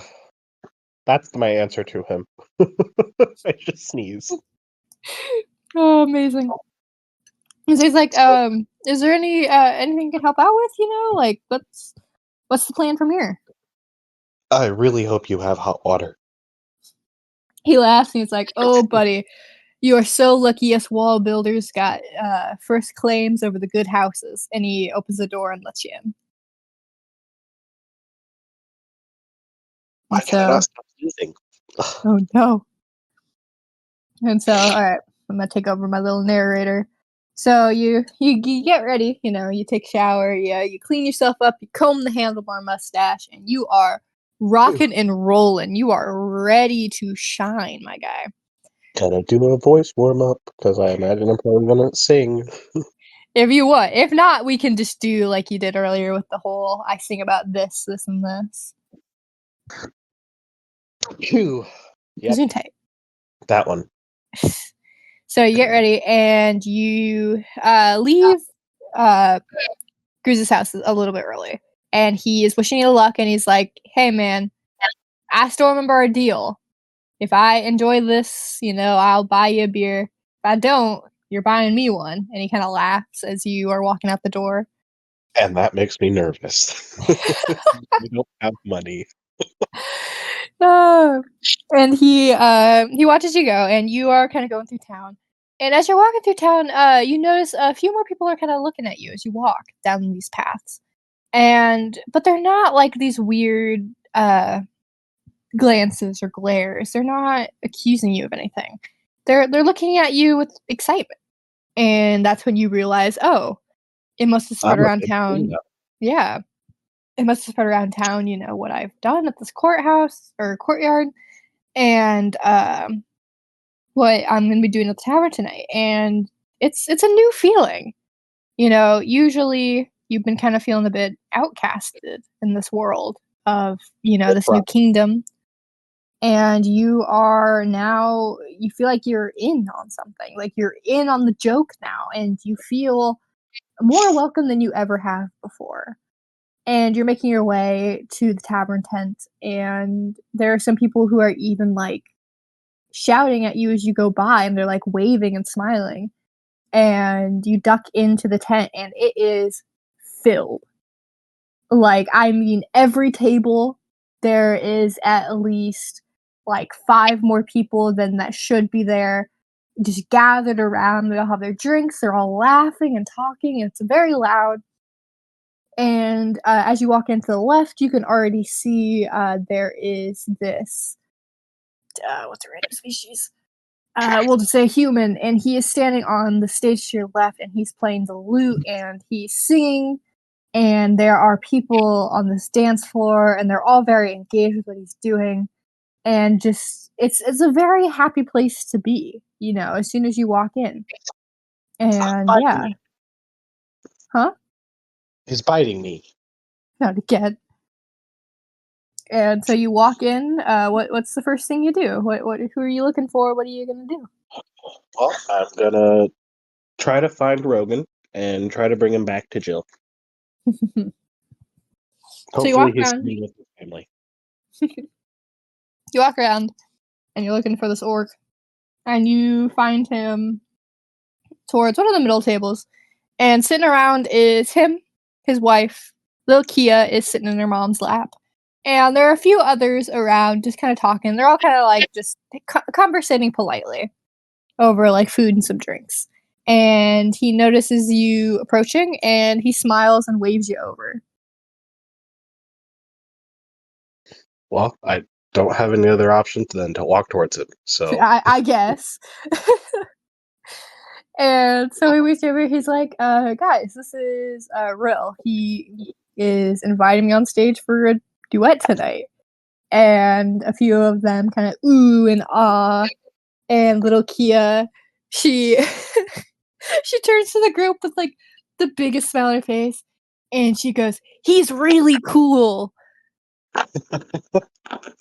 he's And like whatever she said earlier. oh shoot, and she's Revolters. like, "What?" The Revolters. Well, she thinks you are not the revolters. She doesn't like the revolters. But she's like, he's so cool. He what did she say? She's like, he fought the revolters and he won. And that kind of gets a few chuckles out of the group because they know that's just like little kid talk. She doesn't really understand. And one of the guys that is sitting at the table, some elf, he kind of looks at you and he goes, I wouldn't be too sure about that, hun. I don't see a scratch on him from the war. And that kind of gets a nervous chuckle from the group as he is staring straight at you with the smug sort of look. Said, well, had I tried to fight, I'd probably be dead by now. And he laughs and he's like, oh yeah, you would be. And he pulls up his sleeve and there is a long scar from his elbow to his wrist. And he's like, I don't know about you, pretty boy, but I didn't get this from hobbling around town asking people to join my little merry band. Well, who would keep you entertained if everyone died who wasn't a fighter? He kind of scoffs and he's like, who would keep you entertainers alive if there weren't fighters like us? Well, then I guess it's a good thing that we both lived. He kind of just hums and he's like, mm-hmm. And he picks up his drink and takes a sip of it, and he's obviously not very happy. Rogan, who you're standing next to, kind of laughs nervously, and he's like, let's go talk to Jill, and let's make sure everything's squared away." And he kind of puts his hand on your shoulder and kind of guides you through the crowd to the back office where Jill should be. But he doesn't enter yet. He turns to you and he's like, all right, I'm sorry about him. Are you all right? So, I'm going to who said it to me? Rogan. So Rogan kind of leads you through the crowd and back near where Jill's back office is. But before you guys go in, he kind of stops you and he looks at you. He's like, I'm really sorry about that. Are you all right? I'm gonna say I'm fine. Like just push him off and like we're not talking about this right now. We're about to perform. He doesn't really get the hint because he's a father, and so he's like, look, he didn't mean no harm. He just he's still kind of stuck in that era, I know we all kind of are, but he especially he lost a lot of good people out there to a lot of bad people. I Those interrupt him and cut him off and say, I lost everybody. And I still ran away. that kind of shuts him up, and he's like, all right, I get what you're saying. He's just like, all I want to say is I'm sorry for him, or yeah, I'm sorry about that. I'm sorry he said that to you. Then I make a little snooty remark about how if he was that great of a fighter, he wouldn't have as many wounds. That makes Rogan's story, and he's like, I can't even defend him there. He was messy, and we'll leave it at that. And so he kind of laughs it off, and you can tell he's kind of like studying you up, trying to see if you're doing okay, if you're truly as good as you say you are, I guess. I'm angry, but like I'm not gonna dwell on it. I've learned very quickly how to not dwell. He like nods once to himself, then to you, and then he walks into Jill's office, and Jill is standing behind her desk, has her hands on her hips. She's looking down at these papers kind of scattered about, and when you walk in, she goes like, "Oh, hi. I'm so glad you guys could still come and make it, And she walks over to Rogan, she like introduces herself and just kind of the basis, and she's like, "So, this is our second performer going on right now. So we will have you guys on in about 2 more. Is that all right?" Plenty of time to get ready. Right, Rogan? He nods, and you can tell as soon as like she kind of speaks, he's kind of getting a little more nervous. And he's like, yeah, that should be good, ma'am." And she nods to you guys, and she's like, "So, about your producer. I can see if I can find someone, but as of right now, it's still a pretty solid no on the magic user." And she's frowning as she says this. She does genuinely feel bad about this. Well, shoot. That's it. However, I used the real word. She's like, I really am sorry. I tried. I'll still ask around. I'll see if I can get any last minute strings pulled, but as of right now, it is what it is. And she kind of shrugs. I am gonna go back out into the crowd Mm-hmm. and I'm gonna see if I can find my own magic user. Uh-oh. Oh. Uh-oh. Hmm. Okay. Okay. So. And this really isn't for me. It is for Rogan.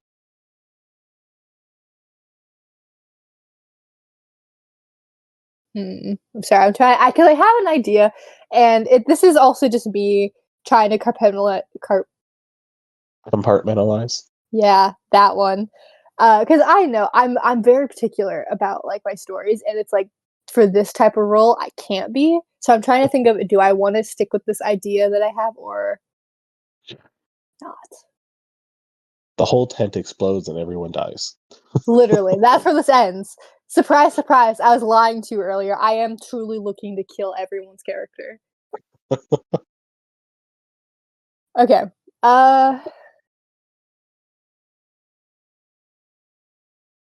Okay, I will preface this and say everything will be fine, everything will work out.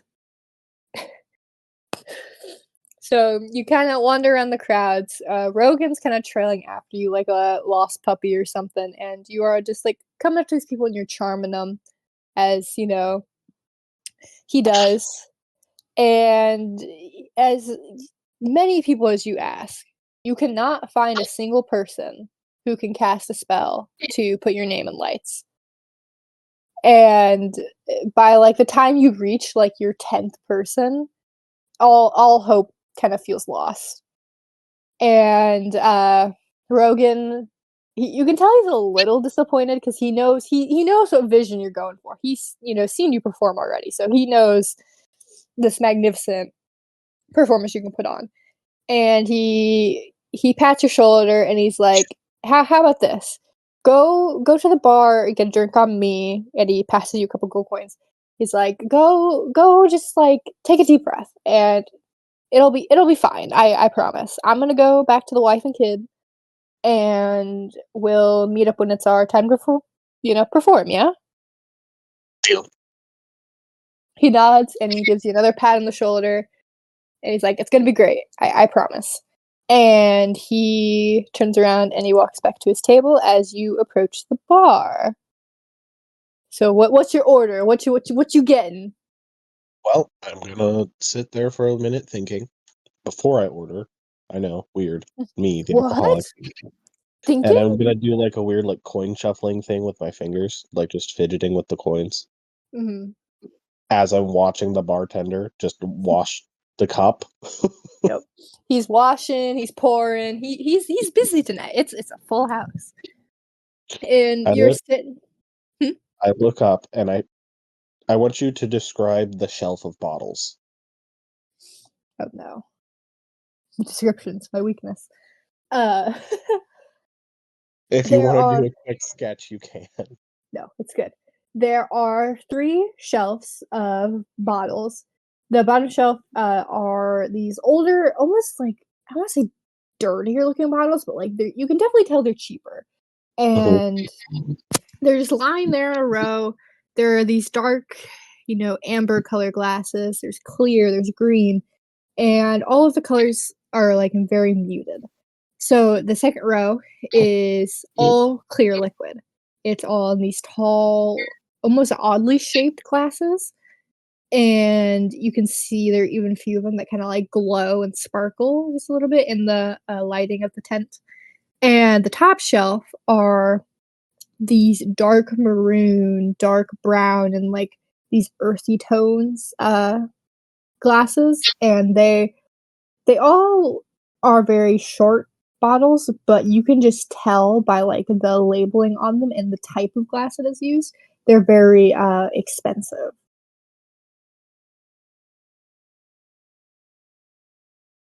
So I probably can't afford the top.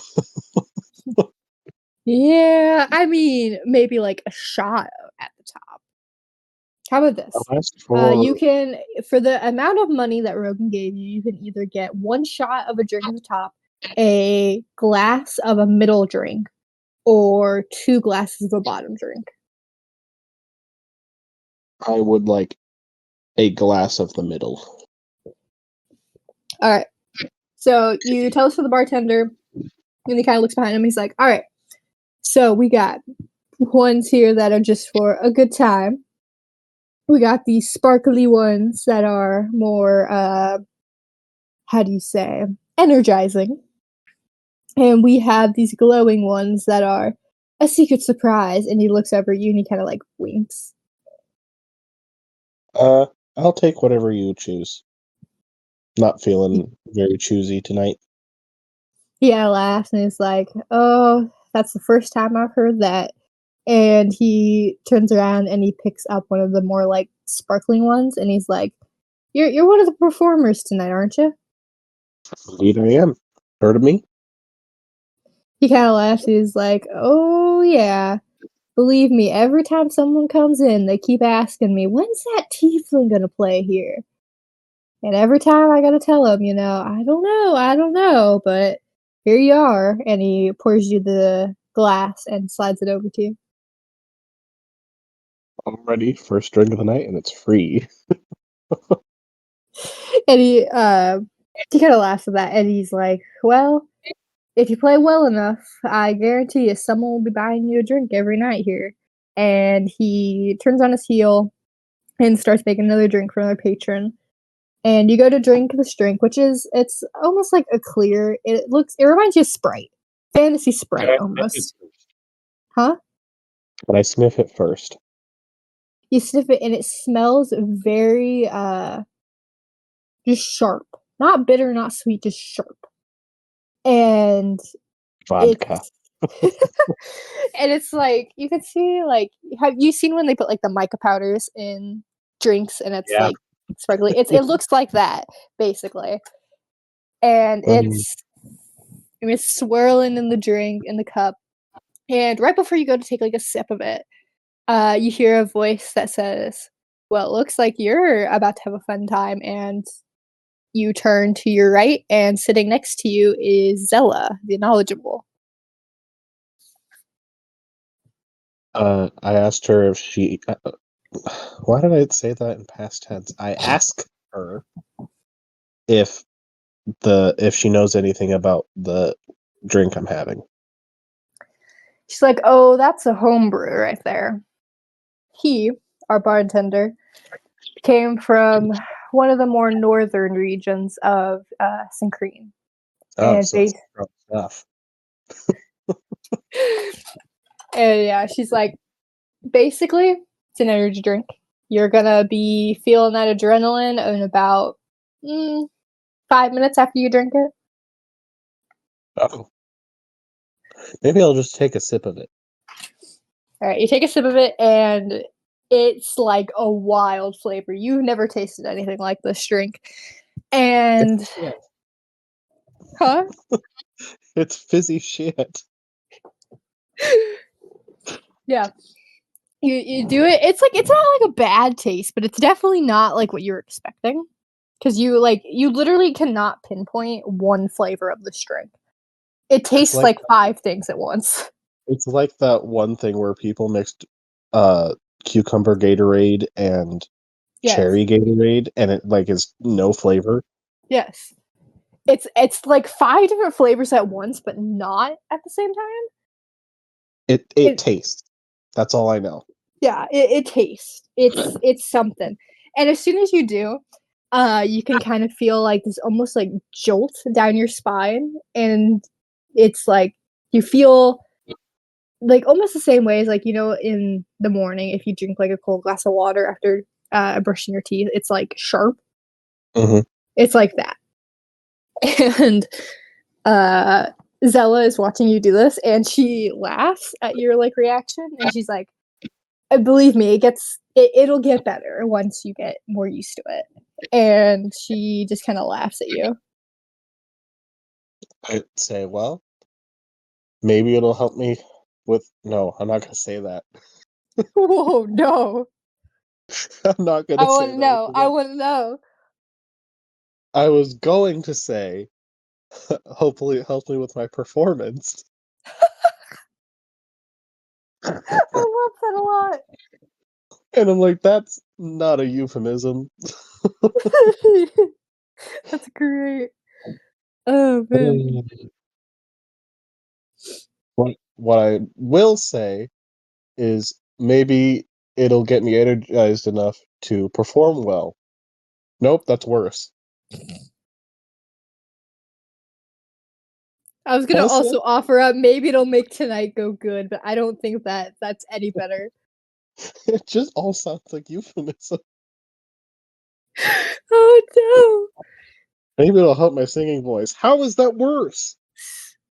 Maybe it'll get me through the show. How about that? Oh no. Still, No.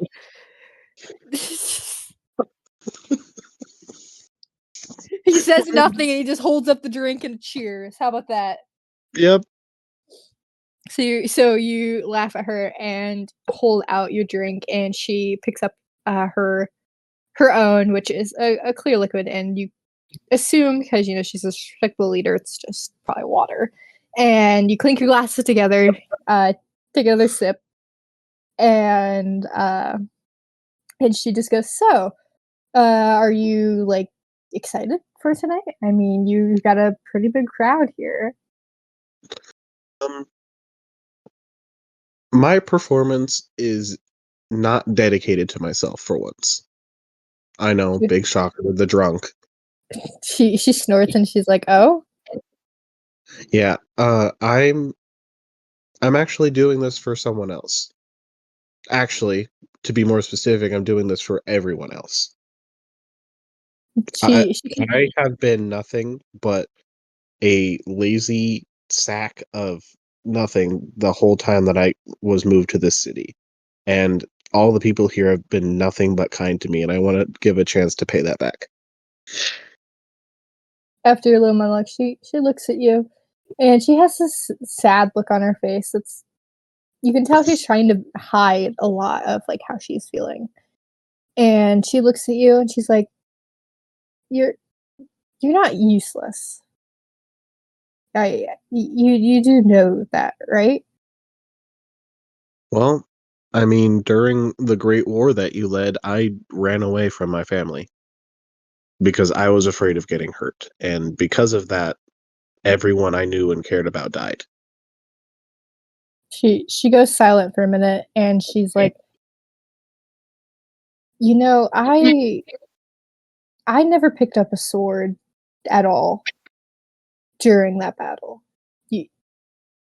And she pauses again. And she's reaching for these words that you can tell that she wants to say, but she's not letting herself say them. And she turns to look at you fully and she's like, Your strength does not define you. It is what you do in the moments when people need strength that speaks for your true character. And she So me running away. so and she kind of looks down at the bar and she goes, You survived. You survived and you made it here. And now you are bringing a new happiness that I haven't seen in a long time, if ever. Synchrene was a happy place before the revolters, before this great war and all this revolutionaries and all that. It's hope. And she says it kind of like this realization. She's like, You are giving them hope. And she looks at you kind of like it's the first time she's seeing you. I give her a kind of, not really half sincere, but it's like a, how do I describe it? Like I hear you, but part of me doesn't believe you. And Because I'm very wounded. I feel like Zella kind of picks up on that, and she kind of gives you this half smile in return, and she's like, You're gonna do great. And I know when you walk up there, your name is it's gonna be in lights, and people are gonna listen, and they're gonna sing, they're gonna dance, and you're gonna see that you're needed here. And she kind of Is her stops name herself. Zell? Zella, so Zella. Zella. Okay. Because for And some reason, every time you say her name, you partially cut out, oh no. and like I don't hear the full name. Yeah, no, I will list important names when this starts, but yeah. Zella. And yeah, she kind of pauses, she holds her tongue, and she's like, Good luck. And she rises and she walks off to go to talk to this other group of people at the bar. I look down at my drink and I chug it. You throw it back, and it feels like it back. as soon as I said it, I'm like, I'm chugging along. Please don't hear it. Please don't hear it. Oh no! Oh no! It doesn't get any better. Ooh, I mean, he is a bard. Bards have I a mean, reputation. schmoovin'. Anyway, you like chug this drink, and for a hot minute, you think like your body is shutting down on you, and you are dying. Your nerves, It's basically drinking Monster with vodka. literally, your nerves feel like they're on fire. You think you're like your bones are crawling out of your skin. You are like, what is happening to my body? And this happens in like a span of 3 seconds, and then it's over, and it just feels like you had a really good nap. Honestly, that's about what all good naps feel like. Yes.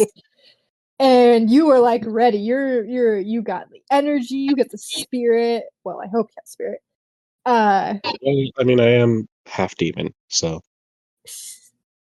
And yeah, you're good to go. And the third performer has just finished his song. He was just singing like a loser.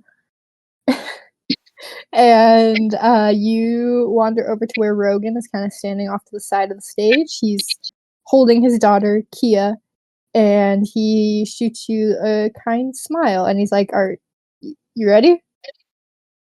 more ready than I ever have been.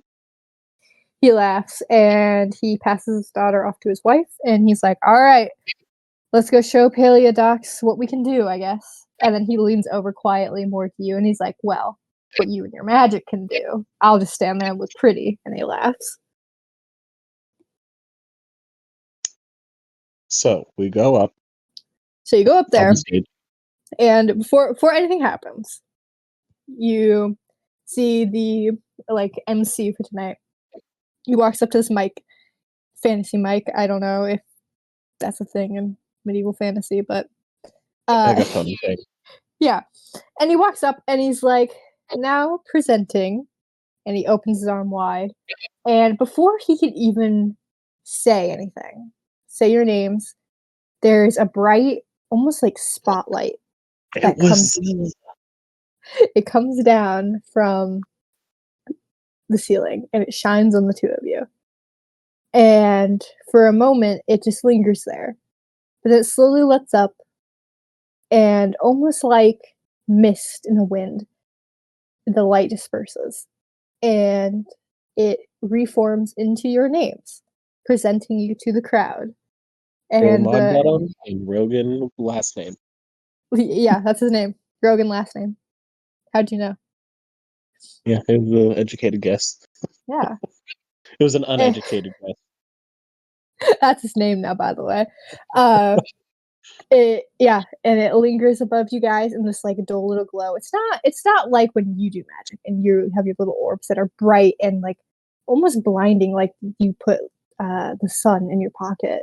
It's like these tiny pieces of stardust almost with this faint hue that are kind of glowing, and it's softer, it's gentler, and it lingers there and then disperses like dust. And the MC is kind of speechless because he obviously wasn't expecting this. And he just kind of like throws his hands up in presentation and walks off the stage and lets you two have your moment. So I'm gonna tell him that I cast the spell, but I didn't. All right, roll deception for me.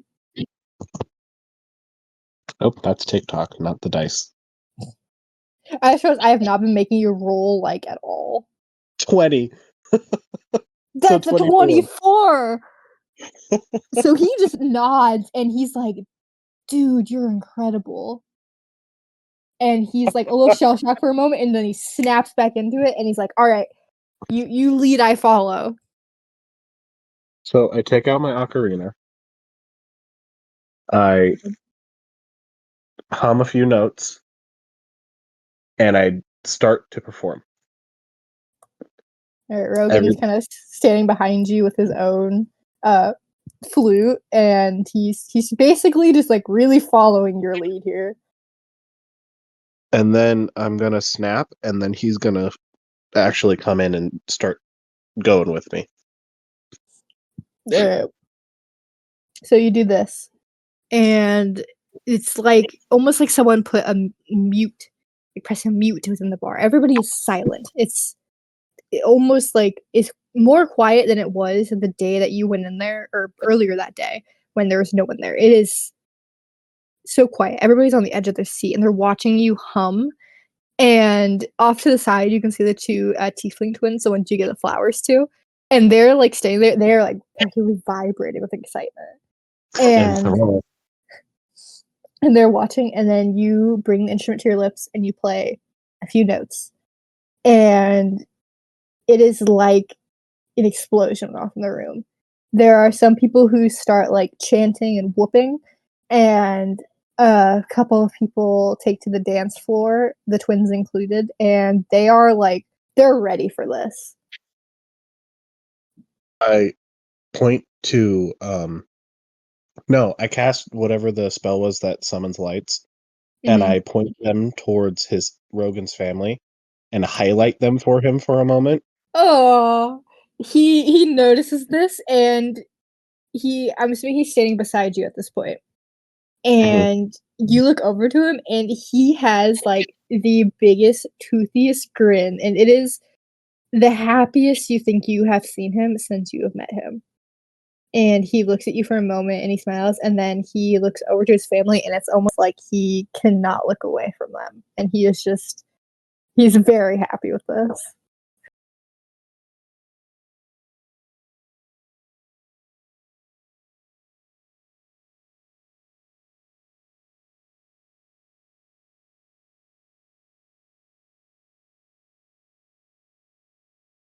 I call the lights back to us and actually start the performance. All right, you call the lights back. I wait for him to start his flute, and then I start singing the lyrics that were previously discussed. All right. So you call these lights back, and they are hovering in the air kind of around you guys. You have one to the side of Rogan, one on the side of you, and then the two kind of above you, kind of like making a little arch. And you cue Rogan in, and he brings the flute to his lips. And for a moment, you're a little scared. You are like, okay, what if this spell has failed? What if he's about to just embarrass himself in front of basically the entire kingdom? And you watch as you forget, I didn't actually cast the spell. Oh, I thought you did. So the reasoning is because now that he's performing in front of his family, I'm hoping that he actually can perform for himself. I see. So okay, then let me reinstate that then. He brings the flute to the lips, and you watch this orc, this tiny little instrument, and for a moment you're a little scared. Because you're like, okay, he's not the best performer. I've seen this myself. But there is something almost rekindled within him, and it's not the fire of a warrior that you are watching. You are watching a man filled. He is filled with this love for his family and his appreciation even for you. And he brings this metal flute to his lips, and he blows out one soft note. And in that moment, I think that is when you realize I'm not this bad guy. And everything that I said about myself, I mean, yes, I can believe that I am a coward and that I ran, and those two things can be true, but I can also do good things. And your performance starts to pick up speed, and people are so intense. It literally, and it just keeps going. And yeah, and the performance starts to pick up. So what's going on? Tell me what's going on. So I cast the disguise self, and I'm now full glam rock. Alright, that gets a few more cheers and oohs from the crowd as they watch it happen. I got the ocarina going, and then I turn around and wave my hand towards him and stop singing. Sorry. That's gonna be used a lot, just so you know. And I stop singing myself, and I kind of urge him to start singing. I'm like, sing about your family. Oh goodness. He almost pauses for a moment, and he almost just like stops. And it's kind of a scary moment, but he kind of looks at you for reassurance and nods. And he does. He steps up, and it starts off this low baritone voice, and it's simple words at first, singing about, what it means to be a family person, like what it means to have these people around you that you care about and that you love. And it slowly, as he continues to go, he gets more confident, and it turns into, what it means to fight to keep something. But not only is it talking and, referencing the war that he had fought and keeping that alive, it is also fighting to make these new connections and extend that family past just what is blood. And as he is seeing this part and, being thankful for peace and for the chance to continue living, he looks over to you and he smiles. Aw. Friendship. All right, is there anything else? I'm gonna use prestidigitation to make the noise of like an electric guitar, basically. Dang. Fantasy electric guitar. And have it be like an outro as he's singing about his family and the town that he has come to love. Okay, question. When you cast this, do people I'm assuming people know you've casted it, correct? I will make it visual in this case, yes. Alright. And so people are watching this almost light show kind of going behind you along with the orbs, and they are going nuts. They think this is the coolest thing ever, and they're cheering and dancing, and you can see little Kia, who is now on the shoulders of Druz. And now she is a metalhead. Yes, she's banging her head, her hair is going every which way, and she is loving every moment of this. And when she sees you're looking over towards them, she starts waving with both hands so excitedly. Oh, my broveries. Oh, I love it. And is there anything more you would like to add to performance, or are we wrapping it up? Smoke. Can Zella give smoke? Just. Who said it was Zella? The fact that you didn't correct me when I said it was Zella earlier. It may or may not be. It's probably not, though. I don't know. I have my doubts. Don't worry about it. And there's smoke no way. Billowing smoke, and yeah, and so it all kind of comes together. Thank you, everyone. And the cheers. A big round of applause for the father who loves his family so much, Rogan. He gets a little bashful. Yeah, he gets a little bashful at this, and he kind of tries to offer a scared little wave to the crowd, and people are just going nuts. It's the loudest.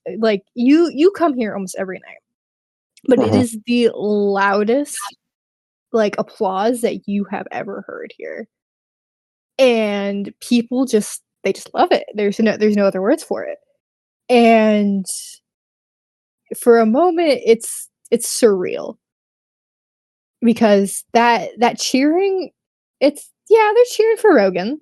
They like Rogan. They think he's a pretty cool individual, and he stands for a lot of good morals. But you look out into the crowd, and a lot of them are just looking at you, and they think you're just the coolest. I know. And I know. And the yeah, goal they is to just make Rill the most likable, unlikable character ever. Yeah, it's great. I love it. And so yeah, people are cheering for you as you are escorted off the stage, and you guys kind of try to weave your way through these people who are reaching out. They're trying to pat your shoulder and congratulate you. And eventually you guys end up back at the table of Rogan and his family and friends. And everybody's looking at you guys with the biggest grins, and they're all congratulating you. And little Kia is so excited. She runs from her mother's side, and she gives her father's a big hug. And then she jumps back and she looks at you with this toothy grin and hugs you with this extraordinary strength for a 6-year-old. And she is like, that was so cool. Can you teach me? You have to teach me how to do that, and with the lights and all the music and the lyrics. And can you teach me? Can you teach me? And she's like begging you, basically. I will teach you the light spell. And her eyes almost light up as if they are the orbs. And she's like, thank you, thank you, thank you, thank you. And she is like running around, and she is so excited. I specify to Rogan that I'm like, that is the only spell I'm teaching her. She does not need weapons. He laughs at that, and he's like, thank you. Words cannot explain how much this has meant to not just me, but to my family. And his wife, she's standing by him now, and you can tell she's a very quiet person, and she looks at you and she just goes, that was wonderful. Thank you. And she reaches out and she kind of grabs your hand and squeezes it, and then lets go. Very strong family. Yes. They're great. I love them. And I want you to know the main focus of this. Their family. Huh? I am now part of their family. Yeah, congratulations, you've been adopted. I have a little sister niece. Something. Fun fact, Drew's was supposed to be the main focus of this. Oh, I know, but for some reason I couldn't vibe with him. I know. He was too happy going. But speaking of Drew's, he like appears from the crowd and he is looking at you and he's like, I don't know if I should congratulate you or be mad at you. And he walks over to where you're standing and hands you this pint of beer, and he's like, well, I guess a deal is a deal, and here's your free drink. Why would he be mad at me? Because he had to pay for your drink. Oh. And so he slides it over to you, and he lifts up his own in like a cheers and hits his glass against yours. Boo, drunks. Woo! And and so the group around you, Rogan's friends, they're congratulating you. It's the two hunters are also there, and they're like nodding, and they're complimenting, what you just did, basically. One of them jokes like, "Oh, we should have been up there being your percussionist," and they're laughing when they say this. I feel and like this is where he gets his set of fine china, like as a gift. Either from Stella do you or want them? Because I didn't know if you wanted the fine china to be something from his family or something he gains. Something he gains. If it was from his family, if something came from his family, it would be something like a locket. Okay. But I want to be canon that he lost everything. Okay. All right. I'll see what I can do there. So yeah, the group is just very happy. Even the elf from before that was kind of giving you a hard time.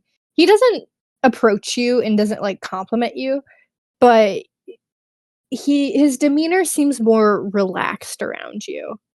He's not as hostile. He's not looking to pick that fight. A little bit more regretful than he was before. Yeah, he understands you better now. And so, yeah, you guys are kind of having a merry time. And before you know it, Zella and Jill kind of walk over to your table, and they're both smiling at you. Jill walks over. She throws her arm around your shoulder, kind of like brings you in for this half hug. And she's like, man, if I would have known having you pull out your little ocarina behind my tavern would lead to this, I would have said yes sooner. And she laughs. I appreciate that very much. Thank you for having me tonight. She's like, you will have a permanent spot on my roster for as long as you want it. And she kind of like hits your back, or not hit, but like pats your back. And claws down your back. Yep, she stabs you and you're dead. Back, right on the neck. Wait, no, that's bad timing. And Zella, she looks at you and she's obviously, a little more composed. She shakes your hand and she's like, that was very well done. Thank you. Sorry, I didn't realize you were waiting for a response. You're good. I'm terrible at that. I kind of leave stuff that shouldn't be open-ended, and yeah. But yeah, it's a fine little merry group, and you all, I'm Now I'm assuming, in stay with the there. big. What? I said now I'm in with the big ones. Yeah, now you have a family? Question mark. I have a family. I am buddies with a leader of the old world and the Yeah, new world, it's a great time. and the tavern keeper. So there's that. Yeah, that's a big friend. That's more important than being friends with the knowledgeable. So you're friends with Jill. So Jill, no last name. That's her name. Jill? Jill Nunya. It's Jill ellipses. We're not bringing that back. We're not bringing it back. Uh, So so yeah, how does this tie into the main story? Like, am I gonna you'll get sent see. off? No, you're gonna see. Let me give you my Can you, can outro. you can you give me a little bit of something so I can give you like the reasoning for why I'm there? Like it You'll can be see. vague, You will see. Let me work my magic here. but you didn't have magic. Shh, I am working on it as the narrator, so shh. We're gonna wrap it up. All right. Okay, I'll be silent. So your group, you decide to hang around the tavern. It's a nice vibe you got going there. You're all sitting around your table. You're all with your drinks and your food, and you're listening to the live music. And for once, you can for sure say you feel a part of this community. Back when the war had finally ended and the walls went up, it felt very isolating. Synchrene was this kingdom that was built and thrived on community, and then when the walls went up, that just all went away. And I think you didn't realize it until now that it had been completely erased, but now you realize that it's it's back, and there's hope that you can keep this. This is something you can build on and be a part of. And I'm a so, celebrity now. huh? I said I'm a celebrity now. Yeah, you kind of are. You're a local celebrity. And I like to think for a brief moment, even if it's just for a moment, you kind of wonder what would your family think now? What would they think of you being cheered on the stage for something you're so passionate about? Yeah, for all I know, every single one of them is dead. For all I know. For all you know. And so the night comes to a close, or I guess, yeah, and the sun is trying to rise as the time you kind of all stumble out of this tavern. You are basically ushered along by Kia to sleep within the last name household, and they let you kind of like crash on the couch, and they're all, I wouldn't say drunk, a little tipsy, and everyone's just feeling good. And Even the little girl, because she's an orc and can handle it. yes. And so you are taken into their home, and it's a nice home. It's a little cabin, and I mean, it's kind of like what I believe Drew said earlier. The orcs that helped build the wall, they kind of had first dibs on the well-developed houses, and you can Yep. definitely tell that with the way the kitchen is set up and like the furniture that's within, and just it's a nice little warm home, and it's nice to be welcomed into that. And so the happy couple, they wish you a good night and they head upstairs. But little Kia is a little more awake than them. And so she sits you down on the couch, and she's like buzzing around. She goes into the kitchen, and you hear her kind of like messing around, and she eventually reappears, and With she's a knife. carrying a little, huh? With a knife. With a knife. She's here to kill you. Um, she reappears, and she's carrying this little tray with these porcelain teacups on them. And you take a little look inside, and it is just a nice little brew of tea. And she sits on the coffee table in front of the couch, and she's looking at you, like, expectantly. I play around and do like my little spark finger things and make it look like I'm adding it to my tea when really it's nothing. It's just light. She gasps at this, and then she quickly holds out her own cup of tea, and she's like, "Do mine, do mine, do mine." So instead of sparks, I give a light orb and tell her to put it in with her own hands, trying to teach her how to hold light first. She immediately reaches out, and she kinda, like, crushes the light. It's just gone, and she kinda frowns, and she looks at you like she's done something wrong. I reassure her and I give her another light ball and I say, instead of grabbing it, think of it like it's a bird. And she kinda just mutters, "Like a bird." And she, reaches out, and she kinda, like, cups it with one hand, and she's not touching it, and you can tell she's very nervous about this. And she kinda, like, moves her hand as if to move it downwards, so she, like, kinda cups it upwards and tries to, like, push it down towards her cup of tea, And and it pops. when it pops, It and pops. she looks at you with, like, wide eyes. And I reassure him like you did closer this time. Now this time, and I'm gonna say this and it's gonna freak him out. Think of it more like a butterfly. And then he realizes what he said. And he tries to backtrack, but it's too late. Yeah.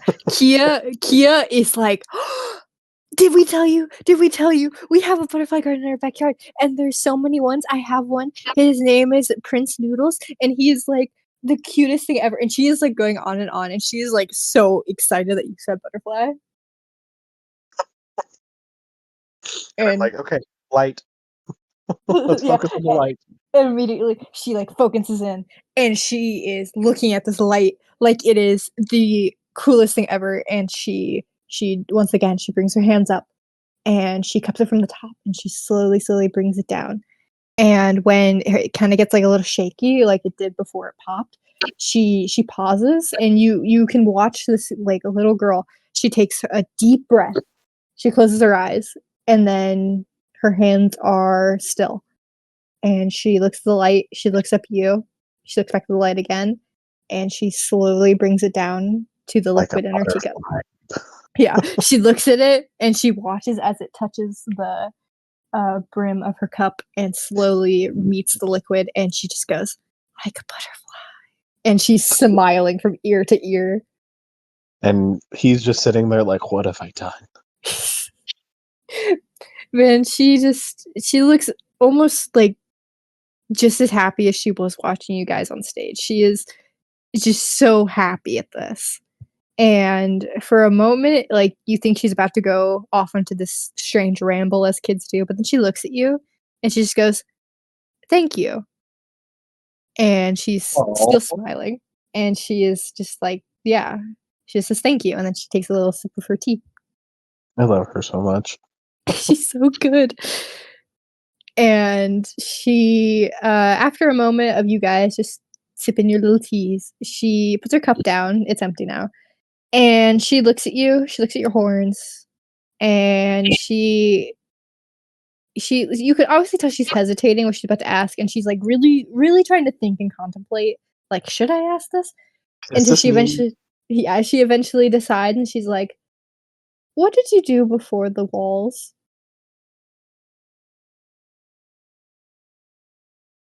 I had a family like yours, and they cared a lot about me, but I was very scared of everything. So I got really good at running. I was so fast.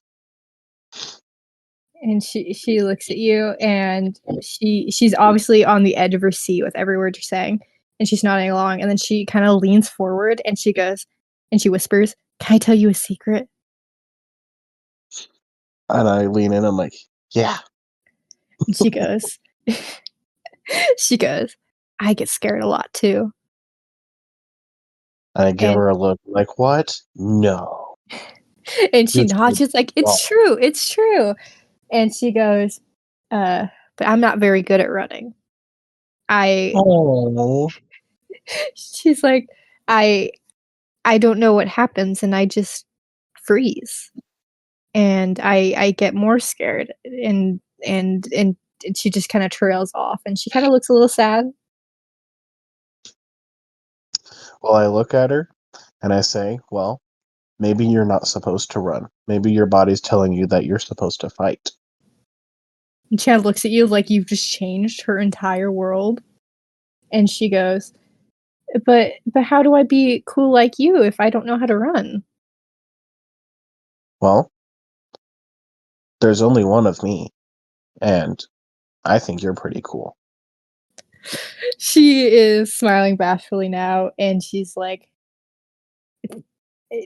she's just speechless, and she's like, "I think you're pretty cool too." This is the most wholesome interaction ever. Literally. Oh, I love it. And It's it's fictional. well, yeah, that's the fun of D&D. That's the sad part, because I'm like, but she's not real. Oh. So she you can obviously tell everything that you're saying to her, she's taking to heart and then some, and she is just I have changed her entire worldview. yes. And so you guys kinda sit there and you listen to this little kid ramble on and on about life. And butterflies. And butterflies, yes. She talks about her, butterfly Prince Noodle. He is this lovely blue butterfly, she tells you, and he is, like, her best friend. And And every time I recoil a little bit when she describes what he looks like. yes, and she goes into heavy detail. He's And got these big eyes did you know that they have thousands of eyes? yeah, that's her eyes and long legs, like, longer than yours, and he's so tall. I'm sure he's taller than They all of have his so butterfly many wings. friends. She loves this thing, and you can definitely tell this. And she's oblivious to your, Butterfly phobia. yeah. And so it kinda goes on for a little bit, and you can tell she's kinda getting tired, her eyes, she's slowly blinking, slowly, slowly, and she just out of nowhere almost just goes, "I like you a lot. I think you should stay here." Hmm. I don't have words. I just gonna smile at her when she falls asleep. Yeah, after she says that, even if you did have a response for her, she wouldn't have heard it because she slowly, migrates over to the couch, and she lays her little head on your shoulder and falls asleep. And This so is the cutest thing ever. when Wait, do morning I have comes to leave now? huh?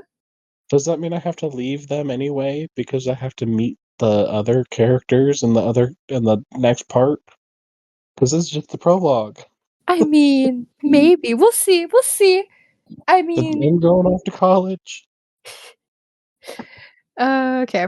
Alright, let me wrap it up here, and we can discuss what this means. So, it's the next morning, you kinda wake up, and you're not as hungover as you usually are.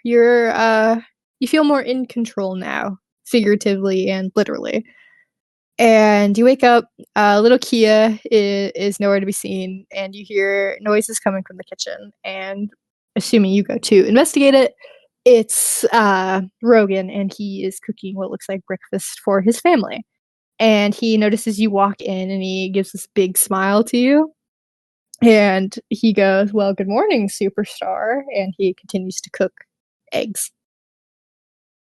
I don't even know how to describe this family dynamic because he's both best friend and father figure. Literally. It's so good. And so he kinda just lets you guys exist in this peaceful silence for a little bit, and he, kind of lets everything kinda simmer and set for a second, and he turns to look at you, and you can tell this is a different way of looking at you. He is not just seeing, Real Mod Bottom, this performer, this charmer, this wandering person who is just looking for his place.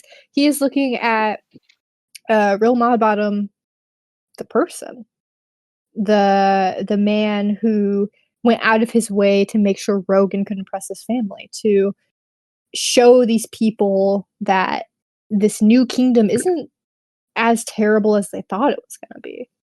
He sees you as, well, as he sung about last night, his family. And he smiles at you and he goes, you know, Kia told me what you did for her last night, helping her with the light. That it? Yep. Okay. Yeah, I was showing her that light magic is very, very gentle, kind of like a bird. He laughs and he goes, or like a butterfly. Ugh. He laughs at this reaction and he's like, yeah, by the way, you should probably steer clear of our back garden. We have a lot of them around here. Carnivorous. Carnivorous. That's terrifying. Carnivorous butterflies. Ooh, that's an idea. That might come into play later. Ugh, I hate it. Even like real life me is appalled at the idea of a carnivorous butterfly. Technically, though, they will opportunely drink blood. Mm-hmm. That I did know. So he sits down at the table, and it's just the two of you awake right now. And he serves up this like scrambled eggs and toast and just other breakfasty items. It's a little bowl of eggs. yeah. And there's From a little bowl of like berries, of course. And he sits down across from me at this table. He's also eating his breakfast. And he looks at you and he goes, you know, she also told me what you said about when she freezes and when she needs to, I don't know, just be yourself. You gotta tell me when you're done talking. I know. Yeah, I'll continue. Hold on, because that was like a really crappy line of dialogue to leave you with. Yeah, he looks at you and goes, she also told me what you said last night about needing to be yourself and when to freeze and when to fight. And can I ask you a personal question? I guess. And he looks at you and he just goes, why did you leave your family? Because I was afraid I was not strong enough, and I think deep down, part of me did not want to save them. When you say this, you're expecting judgment that you do not get. He just looks at you and he sighs and he takes a drink of his orange juice. And he sighs again and he says, you know, I had a brother out there. And in the last battle against these revolters, he was injured. And I could have tried to take him back to the camp. I could have taken him to the Kind, who was running this, I think, makeshift medical center. I could have tried harder to save him. But I didn't. And I retreated. And I have to live with that forever. So if you think that running, that bouncing from house to house, from family to friends, is going to somehow make you feel better exiling yourself from people that care about you, it's not. I had to learn to accept what I did so that I could live to honor him. There's not a day that doesn't go by where I don't think of my mistake there. But I also have to live for my wife and for my kid. Do you understand what I'm saying? That is a very, very strong line of dialogue. Thank you.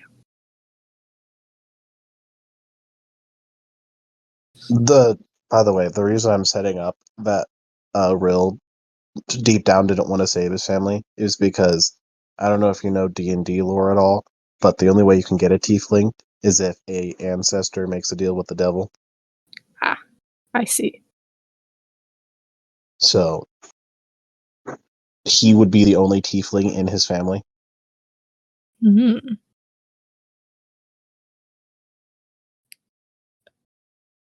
And so after this kind of long speech by Rogan, and he's just looking at you, and he's just kind of like waiting for your reaction to this. And one does not come. I just look down at myself, and then I look at him, and I give... It's not really a frown, but it's more... Hold on, let me send you the emoji, because you would know exactly what I'm talking about as soon as I send it. Oh no.